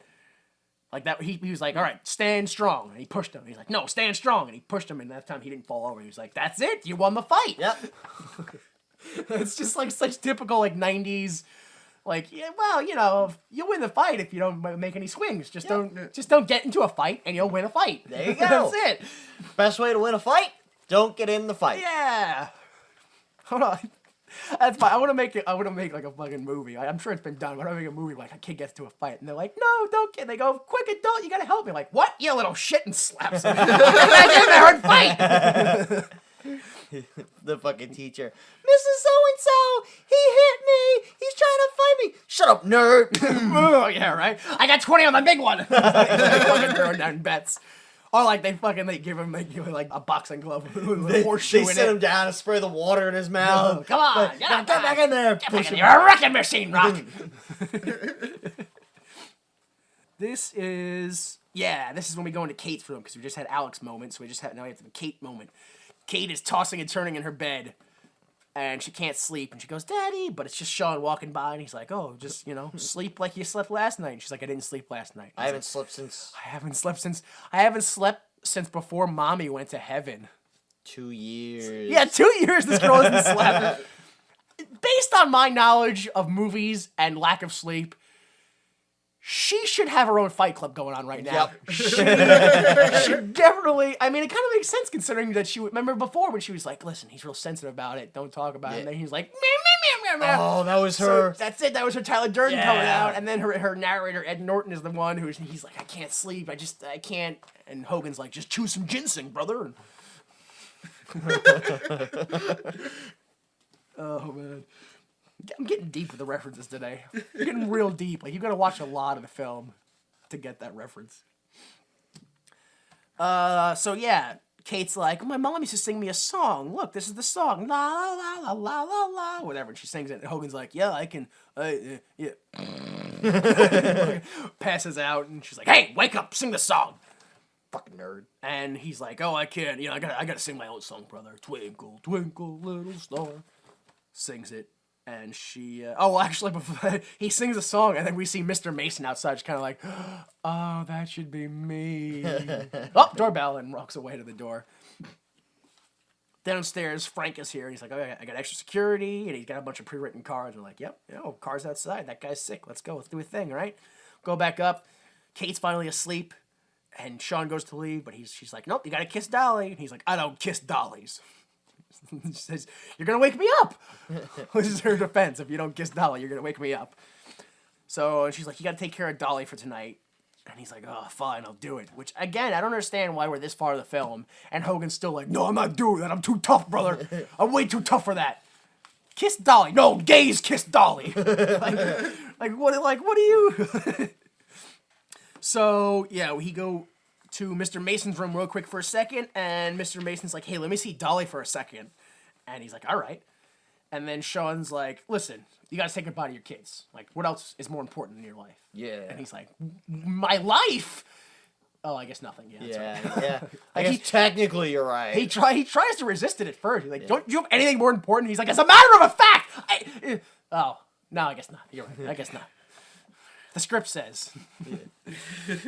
Toast. I was making toast. I gotta. So yeah, after Sean leaves, Mr. Mason pulls one of Dolly's eyes off and puts the chip in her head. Just everything about that is wrong. Like, why are her eyes just come out and like just off and on? And why is there space behind there? Why is there just an open hole in Dolly's head to hide things in? Because it's a drug doll. You hide drugs in it. That's how she smuggles her soap empire. She boils down the fat from other people and hides it in Dolly. That reference is really getting thin now. It's not good anymore. So we go to Alex Jr.'s room real quick, and did you guys notice what book he was reading when they walked in? Unusual weapons. Unusual weapons of the Inquisition, and I love it because he walks in and Alex is just casually reading the book, and he hears his door open. He goes, "Hey, Sean, I was thinking we could." "Oh, hey, Dad." Yeah. Like, what was he gonna ask Sean to do with the unusual weapons of the Inquisition? Like, "Oh, hey, Sean, I thought tomorrow maybe we could practice our mace fighting." Yeah. It's like it's all a reach. I don't even know. Maybe I could smash you in the face with this mace, and then you'll leave.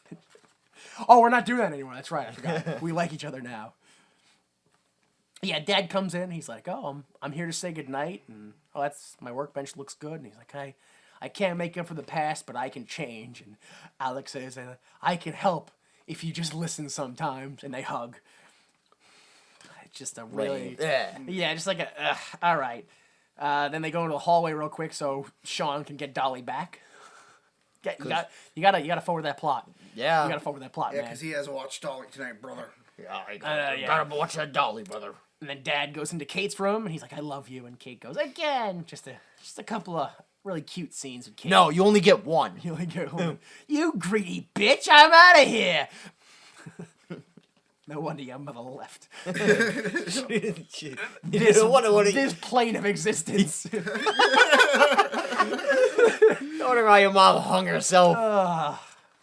With the good rope, too. So, that's it. Mr. Mason leaves. And he freaks out because the driver misses his turn. He didn't go to the airport. He's like, "Oh, you missed the turn." And he's like, "Don't worry, everything's fine. I work for Thanatos." And he's like, "Thanatos? Frank, why aren't you freaking out?" And Frank's got a card. He's like, "Oh, I work for Thanatos." He's like, "What? Why?" He's like, "Oh, here's a card. Money." Money! He's gonna kill you! He's like, "He'll never kill me." And then he gets ejected out of the limo and dies. I presume. I wasn't sure if that was Thanatos going, "Well, you're dead now," or if that was Frank going, "He'll never kill me. Whoop, I'm gone." I'm dead. Then he ejected himself. Yeah, I wasn't sure which one it was. No, We're on the highway. It was Wolfgang. Wolfgang, you saw him press a thing he or something? pushes a button. Oh, okay. Oh. I didn't notice him press a button, but Yeah. yeah, okay. That answers that then, definitely. He murdered him. Yeah, so then we go to, like, basically I think it's the next day. Like, I think it's so. the next day. Bert knocks on the door and he gets ride fare from Sean. And we finally learn that Mother Love's name is Corrine. Or Corinne. I don't know even. And the kids meet Bert Wilson, and they tell him the story of how Bert saved his life. Incredible. Oh, it's an amazing story. I love it. Right? Sean just won a match that they were supposed to throw, right? Because they wanted them to rig a prestigious sporting event. Pro wrestling match. Well, like what did he say? Like the World Series? Yeah. Kind of like that. Like that. Yeah. Nah, Hogan would never rig WrestleMania, brother. So they were supposed to rig a match, but they didn't. And then Thanatos shows up and he's like, "Why didn't you do that?" And then Bert's like, "'Cause you're ugly and your hair would make a good torch." And Thanatos is like, I gotta shoot you now. Yeah. Pulls out a gun, goes to shoot him. Bert throws his leg like in front. It's like he gets up and like he's going to awkwardly like hug him from the side, sit on the guy's lap, and fucking he basically kind of goes for like a Santa Claus hug. Yeah, and he kind of throws his one like just basically his knee like in. Bert throws his knee into Sean's crotch area, and then he gets shot in the leg. He's like, "Ah!" And like I'm not sure. Basically, one of two things would have happened if not for Bert. Shot in the dick. One would have been shot in the dick. Two would have been nothing. The bullet would have missed him entirely. Yeah. So he either very much saved his life or just wasted it. Right. So Bert gets shot in the leg. Goes down. Yep. Thanatos runs. Sean's like, well, let's not forget that apparently there's only one bullet in that gun. Yes! Because it fires, and then it's empty, so he throws the gun and then runs. Word to everyone. If you're in a situation of danger, and your gun is out of bullets, you hurl that gun at somebody. Yeah, you'll never get more bullets. Throw it. You just huck it right at their heads. Right, so then Thanatos runs. Sean follows. He runs. Thanatos runs up some stairs and pushes a man off the stairs who may or may not have been a cop. I think the guy was a cop. Sean runs after him. I don't know how or why, but they run to the roof of a building, and on the roof of the building is an axe. Fire axe. A fire axe that Thanatos grabs and just starts swinging wildly at Sean. And eventually they get to the ledge, and he swings way off the edge and falls. Yeah. And luckily, he lands in a pool. Unluckily, the pool was empty. Yeah. And he landed head first. But luckily, his hair cushioned his fall. Not a thing. No. Not a thing. don't go by that at all. Well, I mean, they even said that they cracked his skull open and his brain spilled out everywhere. Oh, they did say that. Yeah. Maybe it is kind of accurate. But then in prison, it's okay because it's like you just take an ice cream scoop and scoop them up and put them in. And, nope. And then no. you put metal on the top. I mean, your brain does have that consistency, but Yeah. that's not how it works. No, I think... You don't just plop it on. It's I'm pretty sure, based on cartoon logic that this movie uses, if your brain falls out, you just Play-Doh it back together? Yeah, you just scoop it back together and bloop, put it in and you're good. Okay, good. All right, so we go to the school again. Oh, wait, did we get everything out of there? Yeah. That he fell off the thing? Yep. Yeah. Oh, well, he actually before that, the kid asks, what can Pappy do? Which is what he calls Bert. Racist. I know. Fuck. He's like, what can Pappy here do? And he does a little twirly thing with his cane. He's like, what? And they're like, okay, that's good. All right, whatever. All right, so then they go to school, and they're like, all right, Alex has to do it on his own. He's got to stand up for his own bully thing. And Bert's like, well, before you do it on your own, I can offer you this brass knuckles, or this lead pipe, Or the blackjack. or a mace, or a blackjack. Yeah, all these. He's like, no. I don't know why, but I think this was probably my favorite scene in this movie was just watching him randomly pull out things, and then the fucking 5-foot lead pipe from his pants. Yeah. Yes. Which was just like, really, dude? Yeah. What the fuck? Walking around with that. It's basically the scene from Bowling for Columbine, where the kid pulls all the guns out of his pants. Yes. I'm sure there were other analogies you could have made. But yeah, it's much like a scene where someone pulls an endless amount of items out of a thing. Yep. Like Mary Poppins, for instance. You could have gone with that friendly. No, because in Bowling for Columbine, there's a kid, and he's got all the guns. It's like, this is how a kid can sneak 400 guns into school. Yeah. And this is clearly a pre-Columbine, pre-9/11 world. Yep. Because a black guy shows up to school, he's just... tons of weapons. No, but the white kid's got to do it on his own. All right, so he goes off, and the bully's like, give us your money. And he's like, no! And they're like, oh. Well, if you're going to yell at us, I guess we'll just take it ourselves. And they go into his pockets, and they take it out, and then the wallet opens up, and it sends out a giant electrical burst, which I presume blinds the kid. Yep. It's with enough force that it pushes him back. Pushes him back, makes him stumble, cooks his corneas. He's done. Yeah, he's blind. He can't see a goddamn thing anymore. He ran where he heard his friend yell. Yeah. And he was like, come on. He's like, oh, there you are. Okay, now I can run. So yeah, that's it. Alex did it. He confronted bullies. With science. With science, yeah. He did it the right way. We go to the warehouse, and Thanatos is getting his head buffed. And it turns out that he's got Mr. Mason hanging underwater, so he lifts him up, and he's like, listen, the chip or your kids? And Mr. Mason's like, no, I finally love them now. So why wouldn't it just be like, oh, here's the chip? Well, he doesn't have it, so he actually can't give it to him anymore. Yeah, but he'd be like, I'll tell you where it is. I guess he really just... I don't know. I guess he really doesn't want to give the device to the maniac. Like, he's never really said... Like, Thanatos has never said what he's going to do with it. Yeah. Like, as far as anyone knows, he's going to take it. And sell it to the government. And then just sell it himself. Like, no, I'm just going to sell it for more than you would. Yeah, I just make it a good because I'm profit. evil. Like, you would be like, here's this great Peace Finder mission. You're like, well, I also have it, but $1 million. Yeah. Like, it's not morally just, but we don't know that he's gonna do anything wrong. Yeah, we don't. Like, we don't know. Yeah, we jump back to Kate's room, and Kate and Sean are pretending to have a tea party because they still don't know that their father has been kidnapped. They don't know. They're having a good time with their life. Sean says he's a klutz after he breaks one of the tea glasses, and Kate's like, oh, don't worry, I can teach you to be elegant. Pinky out. Yeah. Right? This right here is the best scene in the movie.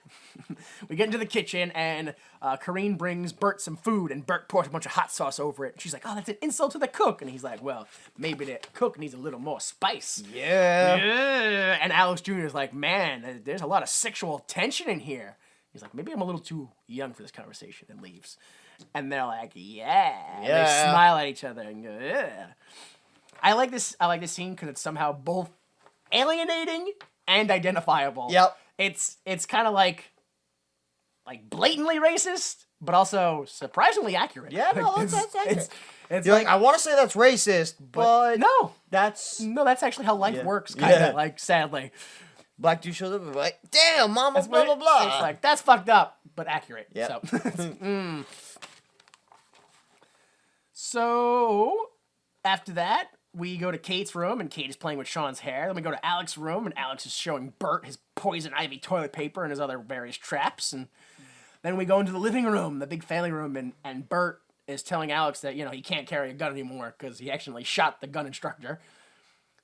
And then they find Sean doing ballet. Oh, I'm not a klutz anymore. Bertrude, or whatever he calls him. Bert's and all. I don't know what he calls him. Bertimus. Berthaniel. Something like that. Bertulus. Whatever. I'm not a klutz anymore. He picks him up and he starts dancing around. And then he trips over the rug and falls out a door.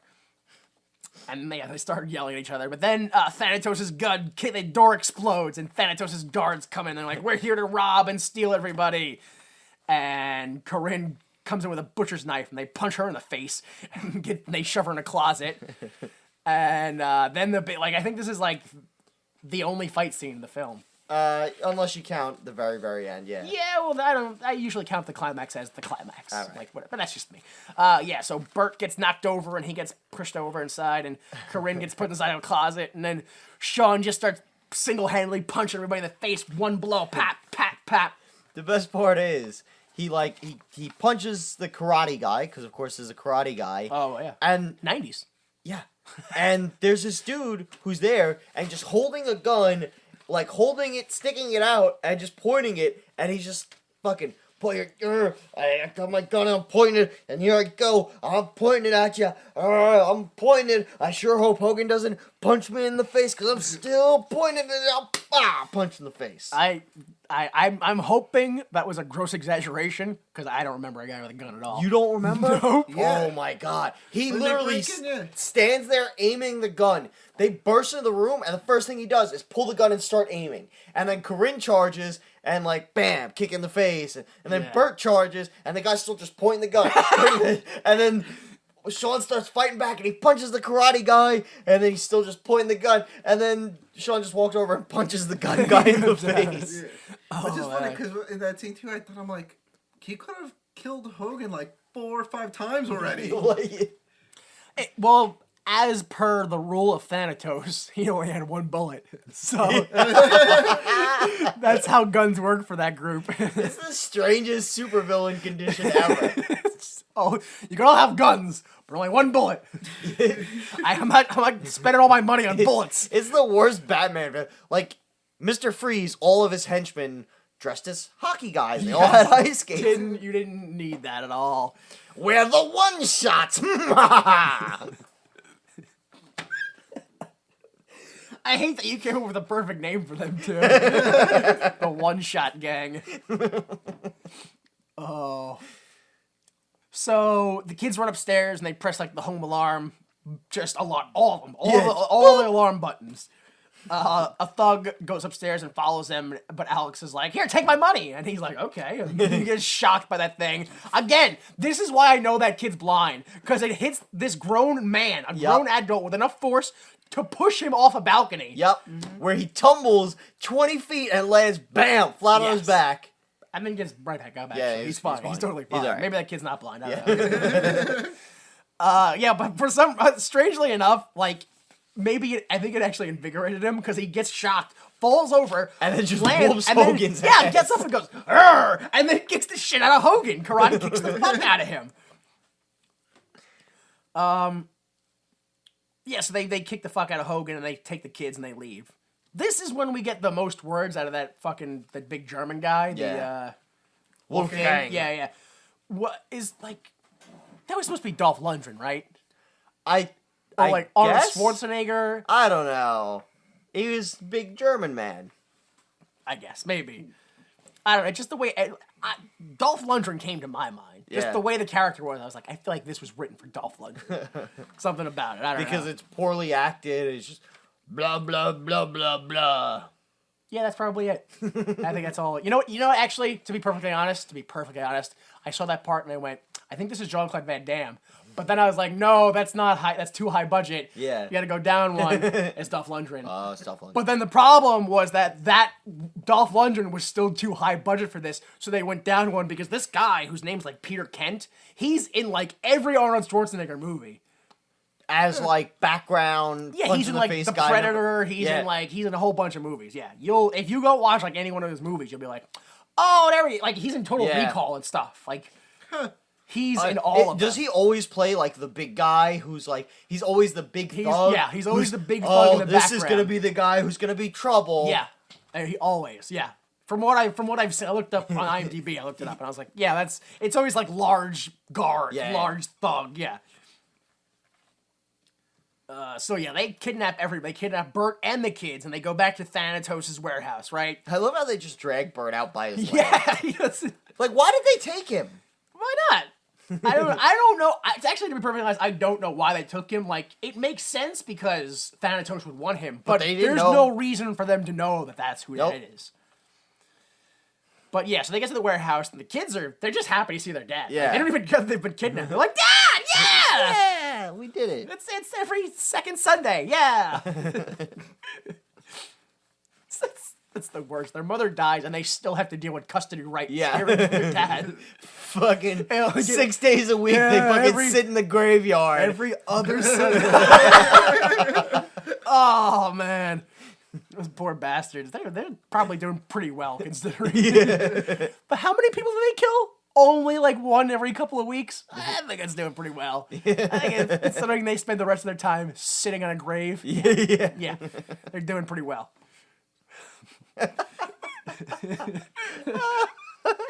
All right, kids, your mother's got custody of this, so you can. Here's an umbrella in case it rains. Now he sets up a little tent right next to him. Awful. Oh my gosh. So yeah, the kids are happy to see Dad. Thanatos is happy to see Bert. The kids, they're like, oh, that's Thanatos. Sean mentioned him, and Thanatos is like, Sean Armstrong? Everybody's here. What a coincidence. Yeah, he's like, this is a perfect chance for revenge. I believe those are his exact words, too. Yeah. This is a perfect chance for revenge. Thanatos reminisces over his hair, and Alex Jr. is like, oh, here's where the chip is. I'm like, perfect. So they call up the mansion, and Corinne's like, here's the phone, Sean. It's for you. I'm going to go distract the police. And Alex Jr. is like, oh, you got to bring the toilet seat and my wallet to the 3rd Street docks because it's Thanatos. Yeah. And this is like when the movie picks up from me because Thanatos is like, you shit, and bam! slaps the fuck out of Alex Jr. And then once again, Corinne's like, so police, let me tell you what happened. And she just tells a story of what happened again. And Sean's like, I'm going to go sneak out a window. We get to the 3rd Street docks, and Sean arrives on a motorcycle and just throws it at him. Just throws a motorcycle at grown men. He just drives it right at him, and then just suddenly turns and just lets the bike fly at him. Yep. But one guy gets up and he's like, what the heck's wrong with you? I should kill her. And he's like, hey man, I just take my money and my wallet. For some reason, again in this movie, anytime anybody goes, just take my money and my wallet, they're like, oh, okay. Ooh, yeah, ooh, candy. So yeah, he gets shocked and he takes a gun and he walks away. We go to Thanatos real quick and he's like, I'm going to kill everyone. So officially, he's definitely a bad guy. Yeah. He's definitely a bad guy now that he's going to murder everybody. Well, now they've left him no choice. That's true. I mean, that's a fair assessment. Yeah. That's a fair assessment of the situation. That's right. Sean, outside again, he goes over to the docks and he steals a boat. He punches a guy in the face. And, I think that happened already, actually. He took a boat and he drove away. Now, this is where we get to the part, for some reason, where Sean takes the passed out thug, picks him up and goes, how many number 53 dock markers are there in this bay? And he goes, only one. He goes, then how come we passed it twice? And punches him in the face and throws him down again, even though Sean was already the one driving the boat. Yeah. So I don't know, like, he's the one who was driving in circles. He's mad that he got lost. I guess. Like, I don't know why. But again, it doesn't matter because then he punches the guy out again. I also like when he first gets on the boat, he's like, which way? And he's like, north. And he just punches him. Yeah, he punches him out. Like, what the fuck? Like, if I show up and I break into your house and I'm like, hey man, tell me where you've hidden the money. Which building in this town? And you're like, north. Perfect. Bam. Now to check every place north. Yeah, I just like punch people in the face. I didn't think this through, brother. Thievery is That's the bonus. So yeah, he punches the guy in the face, and then they, for some reason, this time, like the third punch he gives him, doesn't knock him out, and they just start fighting. The guy picks up an anchor, and then Hogan or Sean removes the steering wheel from the boat, and they just start sword fighting, anchor to steering wheel. The anchor gets tossed, the rope gets tied around the guy's leg, so Hogan's like, "See ya," and he goes over, and he goes back to driving the boat. In the warehouse, this is the big finale. In the warehouse, Sean sneaks underwater and comes in, and he fights the karate guy again. For some reason, Bert frees himself from his rope by shooting it with a machine gun. Yeah. I didn't get that. It was weird, yeah, and then he frees the family, so now everybody's free. I have a machine gun that I can clearly use to just say, "Hey, stop or I'll kill you." Yeah, no. But first, let me use all the ammo by shooting myself free. Hey, no, that breaks the one-shot gang's rule. Damn it. Maybe Well, it wasn't a handgun, so... Yeah, maybe they recruited this other guy from another gang. That could be. He wasn't... That's probably why when it went off, everybody ducked. Yeah. Instead of being like, who's shooting a gun? They were all like, what the fuck? Who's got bullets? Who has all these bullets? One round! One shot, guys! We're the one-shot gang! We talked about this! No, it has to be. It has to be. Because later on, Wolfgang has a gun, and Hogan and them are fighting, and Thanatos is like, just shoot them both. Don't worry about the one bullet roll. He's like, he's kind of like, he's like, just go, just right through both of them, one bullet, boom, go. So Bert frees himself from the family, and then Wolfgang, he goes and he starts going towards Bert like, I'll kill you. And then Sean throws that toilet seat around his neck, and that just knocks him out for a second for some reason. Thanatos just goes full, he just goes full retard and goes, and just runs head first. Dude, it's... He's a pro wrestling gimmick. I know. Like, that's exactly what it is. It's like, I got a steel plate in my head, so I can just charge at you, and it does incredible damage. It just reminded me of, like, the fucking Mad TV, Kenny Rogers Jackass. Yeah. He would run head first into things and that. I don't know why, it just reminded me of that. So, yeah, he run head first, and for some reason... having a steel head also means you have a steel neck. Yeah. So when you run into things head first, you don't break your neck. It's fine. You're fine. I love when he hits Hogan, runs into him, headbutts him, and Hogan goes flying. Hogan's like, he gets knocked across the room. Yeah. And that's what happened. Hogan goes flying, and Wolfgang picks him up and wraps chains around his neck, and then pushes him down into the water. And drowns him. Yeah. Right? First, Mr. Mason jumps on Wolfgang. It's like, get off him. He pushes him off, right? Then Alex Jr. is like, no, get off him. And I love this. Yep. He pushes him down and then kicks him across the room. Yeah. You actually see him go, ugh, and slides away. What I love is the fact that Hogan, despite being underwater and being drowned, looks up and sees this happen. Yes. And then hulks up. Pushes himself out of the water. Goes, you shouldn't have done that, brother. And he goes, why not? Because you shouldn't have. I love it. He answers him. You shouldn't have done that, brother. Really? Why? I feel I've done everything perfectly. No, I can't tell a single thing I may have done wrong. I love that it's why. You shouldn't have done that. Why? Because you shouldn't have done that. Like, that's because you shouldn't have hit a kid, brother. Yeah, you shouldn't. You still did not tell me why. I don't. Whatever. He hulks up, right? Kicks the fuck out of him, and then he hangs Wolfgang with chains. Yeah. Where Alex Jr.'s like, hang out, Wolfie baby. Yeah. Awful. Not cool. Not a cute or cool thing to say. Yeah, that wasn't... all of, like, the redeeming, like, maybe I could be a cool guy now that Alex has went through, lost in that moment. Like he was like, I'm gonna be, like, a cool, like, now I can be a bodyguard. No, now you're a hipster. Yeah. Like, it's just... maybe it only works when Arnold Schwarzenegger does it. Because I bet Schwarzenegger could have pulled that line off. It's something about that accent. Like, it's just, like, you're trying so hard with your English, bro. Yeah. You're trying so hard. You get an A for effort. It's gotta be the English, because I feel like also it would have worked if Danny Trejo might have said it.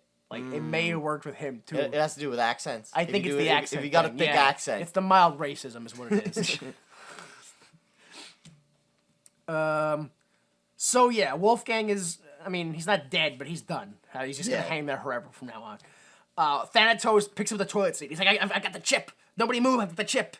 And they're like, that's not. We lied. That's not the chip. Yeah. And he's like, why? Why would you do that? Why? Dicks. Yeah. He was just kind of genuinely sad. He was like, oh, all right. Doc Alex. Yeah. and then he throws the toilet seat at him. Well, not at them. More just In their direction. 30 feet in the air in their general direction. And then what? He runs head first into them. Yep. Like, And then this is where he beats the shit out of Hogan with his skull. yes, he just repeatedly runs head over and over. Oh, headbutt, bending over 90 degrees, running into him. And while that's happening, Mr. Mason and the kids are like, "Oh, look, there's electricity. That means we can make a super electromagnet. Sure. All we need is this thing and put this other thing." The weird part is he's like, "We can make an electromagnet," and they're like, "Just like Miss Detrahigh or whatever, one of their old nannies." And he goes, "What? Like, you saw a lady get set on fire? Like you know their shenanigans. like, Don't fucking like, oh, the electromagnet part was too far. Yeah. Like the burning of flesh. It's totally on par." So yeah, they're doing the headbutts thing, and they're making the electromagnet. This is again when Sean has that flashback, and he's still dressed like a Yeah. fisherman. So it's like, I don't know. He was I guess wasn't? no, he didn't have a fisherman No. gimmick because in the flashback where Thanatos shoots. Yeah, he didn't have it then. No. I don't know. But then again, also in the flashback, Sherman Hemsley or Bert wasn't his manager. Yeah. So I don't know. Also, is it a flashback or is it a dream? Like, is it just something Yeah, I he don't dreams? know. That is his dream gimmick, a fisherman? Yeah, like he.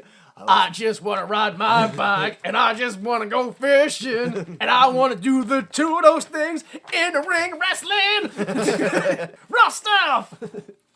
What a great entrance theme. Fantastic entrance theme. So yeah, they get the magnet to work. It attracts Thanatos' metal head. He spins around and around and around and around and gets launched into outer space. And that's it. He's done. Actually, they say he fries. They're like, he's frying. Yeah, I don't know. He gets launched into outer space, but the top of his skull is still there. It's a mess. I'm Yeah. not really too sure what happens. Yeah, he loses the top of his skull. That Yeah. the body goes away and the skull comes Supposedly down. the brain spills out like goo. All right. Yeah, I wouldn't spill out because he's in space. It would just kind of float out. It would just float away. Like when astronauts try to drink water. Just the Yeah. Oh man. So yeah, turns out that the chip was in Dolly the whole time. Yeah. So we go back to the mansion, and Kate gives Sean Dolly because she doesn't need it anymore. Mr. Mason's like, "Hey, Sean, you're brave." And he's like, "Nah, brother. Raising kids is braver." Yeah. And then it turns out Bert is either the chief of police or Mr. Mason's new head of security. Yeah. I think he's the head of security. So Sean is off to wrestle. He's like, "I'm gonna go wrestle my heart out, brother." I think. I don't really know where guess. he's going. He just wants to go fishing. I think, I don't know. He's gonna go do something. But he's leaving. But the kids are like, "No, we're gonna make him stay forever." And then they tie a rope to his bike. So when he goes, "See you later, brother." Dead. Dead. Yeah, ironically, this movie ends the exact same way as the wrestler ends.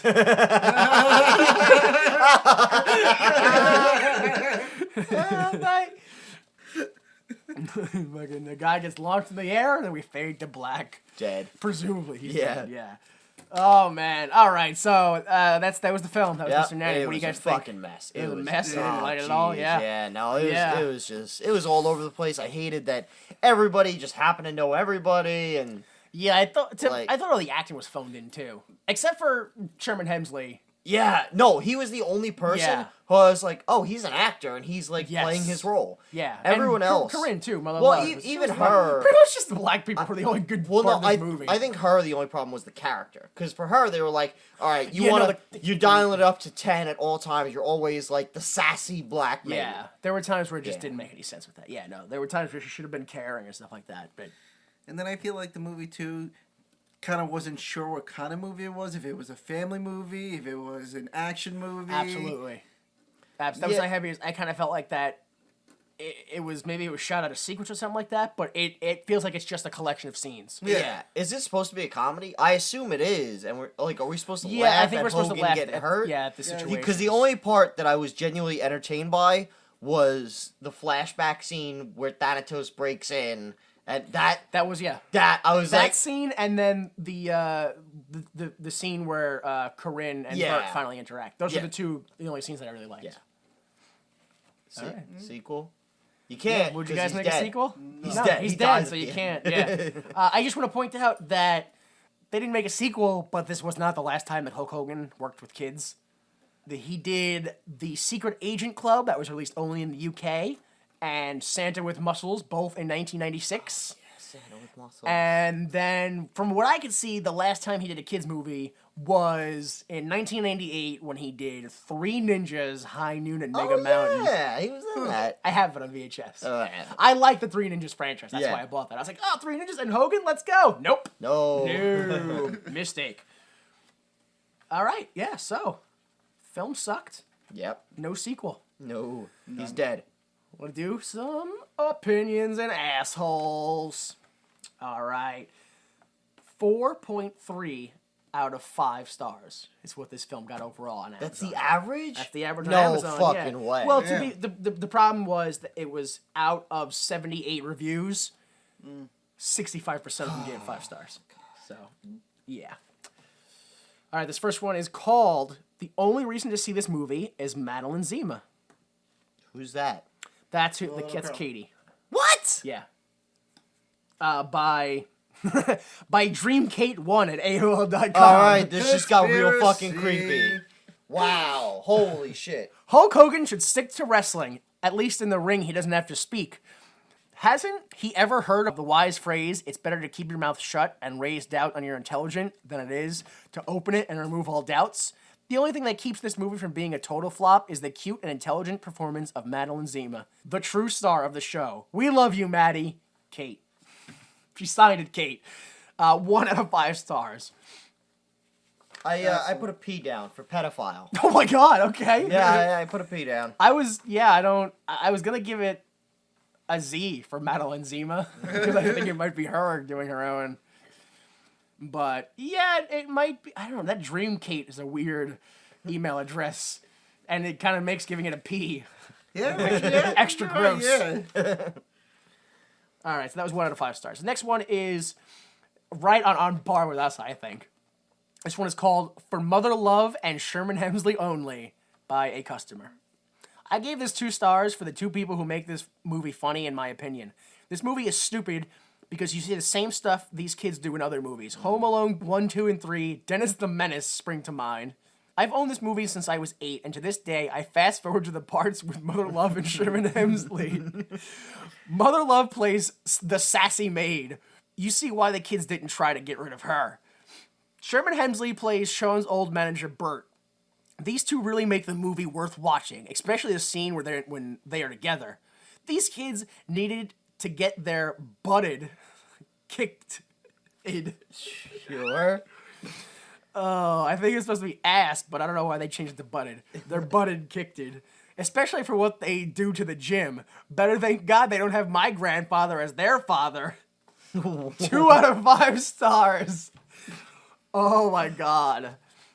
I don't know. He had me, and then he really fell apart. Yeah, I was on his team. I don't know. I kind of want to give it an L because I love this All right. response. Yeah. I just love this response. All right. Oh man, this next one is called Movie by Trina. These are great movies. I used to watch them as a kid all the time. Now I have all the Hulk Hogan movies. 5 out of 5 stars. That sounds like a fucking asshole to me. She says these because apparently at one point in history, Mr. Nanny was sold as a Suburban Commando Mr. Nanny 2-pack. So some of them, if they say these, it's because that's why. So 5 out of 5 stars for that one. What was that? These are great movies. I used to watch them as a kid all the time. Now I almost have all the Hulk Hogan movies. You're an asshole if you have all the Hulk Hogan You're movies. like an asshole. This next one is called 5 Stars by Dan Sanders. My handicapped brother-in-law loves this movie. 5 stars. Oh no! Oh. Why? I don't know. Fucking why? That just makes me uncomfortable. I know. Yeah. Oh my god. Why for why? Why the fuck would you do that? Why? Oh my god. Okay, this next one is called Mr. Nanny Rules by Zulrath. I feel like someone's gonna say aliens eventually in this, or a supreme leader or something. What can I say? Christians have their Bible. Oh. There it is. There it was. Oh boy. All hail Zulrath. What can I say? Christians have their Bible. I have Mr. Nanny. This has to be one of the greatest movies ever made. It takes the amazing acting skills of Hulk Hogan, the greatest wrestler of all time, with a plot that's undeniably side-splittingly funny, and you have a winner. The story is basically about how Hulk was on the top of the mountain in the wrestling world when one day everything fell apart. While he was walking through the valley of the shadow of death, he winds up getting the job of nanny for some problem children. Will Hulk get his wrestling career back on top? Will he turn these kids around? Buy it and find out. As an added bonus, you get to see Hulk in a tutu. 5 out of 5 stars. Oh, I messed that up a little bit, but... What a fucking psychopath this guy is. Holy shit. Oh my gosh. I want to say it's satire, but I don't... Well, let's give it an S for either satire or psychopath. All right. That's how English works. Hey, if he's a psychopath, he may spell it that way. All right. All right, so this next one is called Mr. Nanny Knows How to Look After the Kids by A Customer. I want to point out that this was the first ever 5-star review written in 1999. Oh, boy. Mr. Nanny is a great film for kids and adults too. Hulk Hogan gives a heart-wrenching performance as Hulk Hogan gives a heart-wrenching performance as Derek Nanny, a man mercilessly teased because of his comical surname. He becomes a figure of fun to both children and animals. In the most dramatic and moving scene of the film, Hulk, in a moment of self-pity and desperation, clothesline a young boy who calls him a no-good nanny who has a girl's haircut. Tragic indeed. 5 out of 5 stars. I'm giving this dude a G for fucking genius. Because I love it. Oh, I fucking love. That's incredible. He just gave a review Yeah, I know. to a movie that didn't... That's the most amazing review I've ever heard. I want one of these from every movie we do from now on. So, in our game of O's and A's, it spells out plays G. Oh, good. Plays G. I don't know who G is. Well, it's either the G note on, like, your clarinet, like, or Kenny G. So, either way. Good. Fantastic. That's a fantastic thing.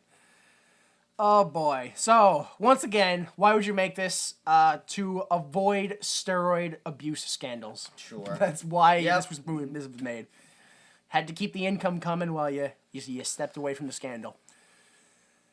Oh boy. So, that was Mr. Nanny.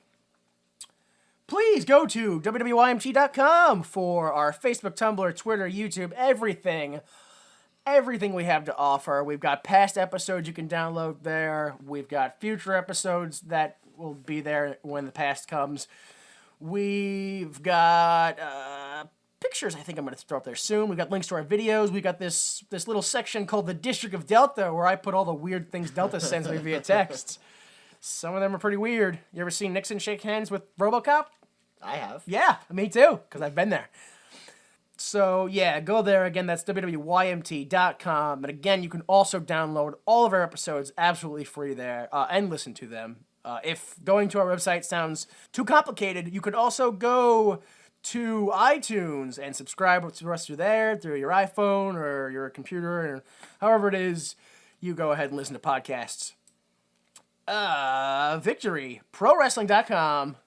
What's the deal? So, Victory Pro Wrestling returns live to Center Reach, New York, the VFW Hall, October 24th will be our next show. Wow. Yeah. October 24th. Yeah. I'm still not sure, like, I don't know what the card's gonna be. Yeah.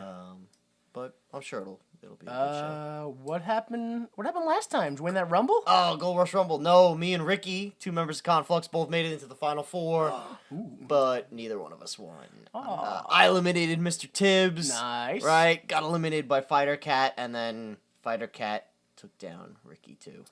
Wow. So Fighter Cat is Fighter Cat's the Gold Rush Rumble champ. He gets a title shot at any title in the company. Nice. Good for Fighter Cat. Yeah. Pussy hands. Pussy hands. That's what you should call them. All right, so once again, that is victoryprowrestling.com. Go ahead and check that out for ticket info and detail and tour something dates. I don't know. Whatever. There's stuff. There's stuff. There's things. There's stuff on the internet. You guys should check it out. The Troy McClure clip comes from me, Jimmy Time. Taking us out today. I got nothing. I got nothing. Oh, well, apparently, what's it? Buster Poindexter. Oh, Hot, yeah. hot, hot. We could put Hot, Hot, Hot by Buster Poindexter. Will be taking us out today. Thanks, Mr. Money. So please join us next time for the, as listed by Wikipedia, one of the worst movies of all time, the 2004 comedy film Super Babies, Baby Geniuses 2. Shouldn't that be the other way around? Oh, maybe that's probably one of the reasons why it's one of the worst movies of all time. I don't know. Oh, God. You guys know John Voight? Yeah? Yes. He's a pretty good actor, right? Yeah. I don't know. I don't know if he's in it? He's in this film. Yeah, he's going to be in. Yeah, he'll be in it. Oh, boy. So we got that to look forward to. I remember seeing... Did you guys see Baby Geniuses? Yes. I mean, I saw it when I it know came Christopher out. Lloyd's in it. Yeah, he is in that. Yeah. Who else is in it? That's all I know. There's some lady. I don't know the lady, but you remember Casper? The villain lady from that one? Yeah. I'm pretty sure she's also The villain lady in this. in not in this okay. one, but in original Baby Geniuses, I think. Yeah, I think. I could be wrong. Yeah, so that'll be fun. Join us for that. Baby Geniuses 2. 2004. So, for Danny Money and Jay Delta, I am Jimmy Time. Please remember that without the mistakes of others, we would be forced to endure the pain of failure ourselves. Support the arts. The preceding recording is for entertainment purposes only, and the views expressed in this podcast do not necessarily represent the views of Why Would You Make This,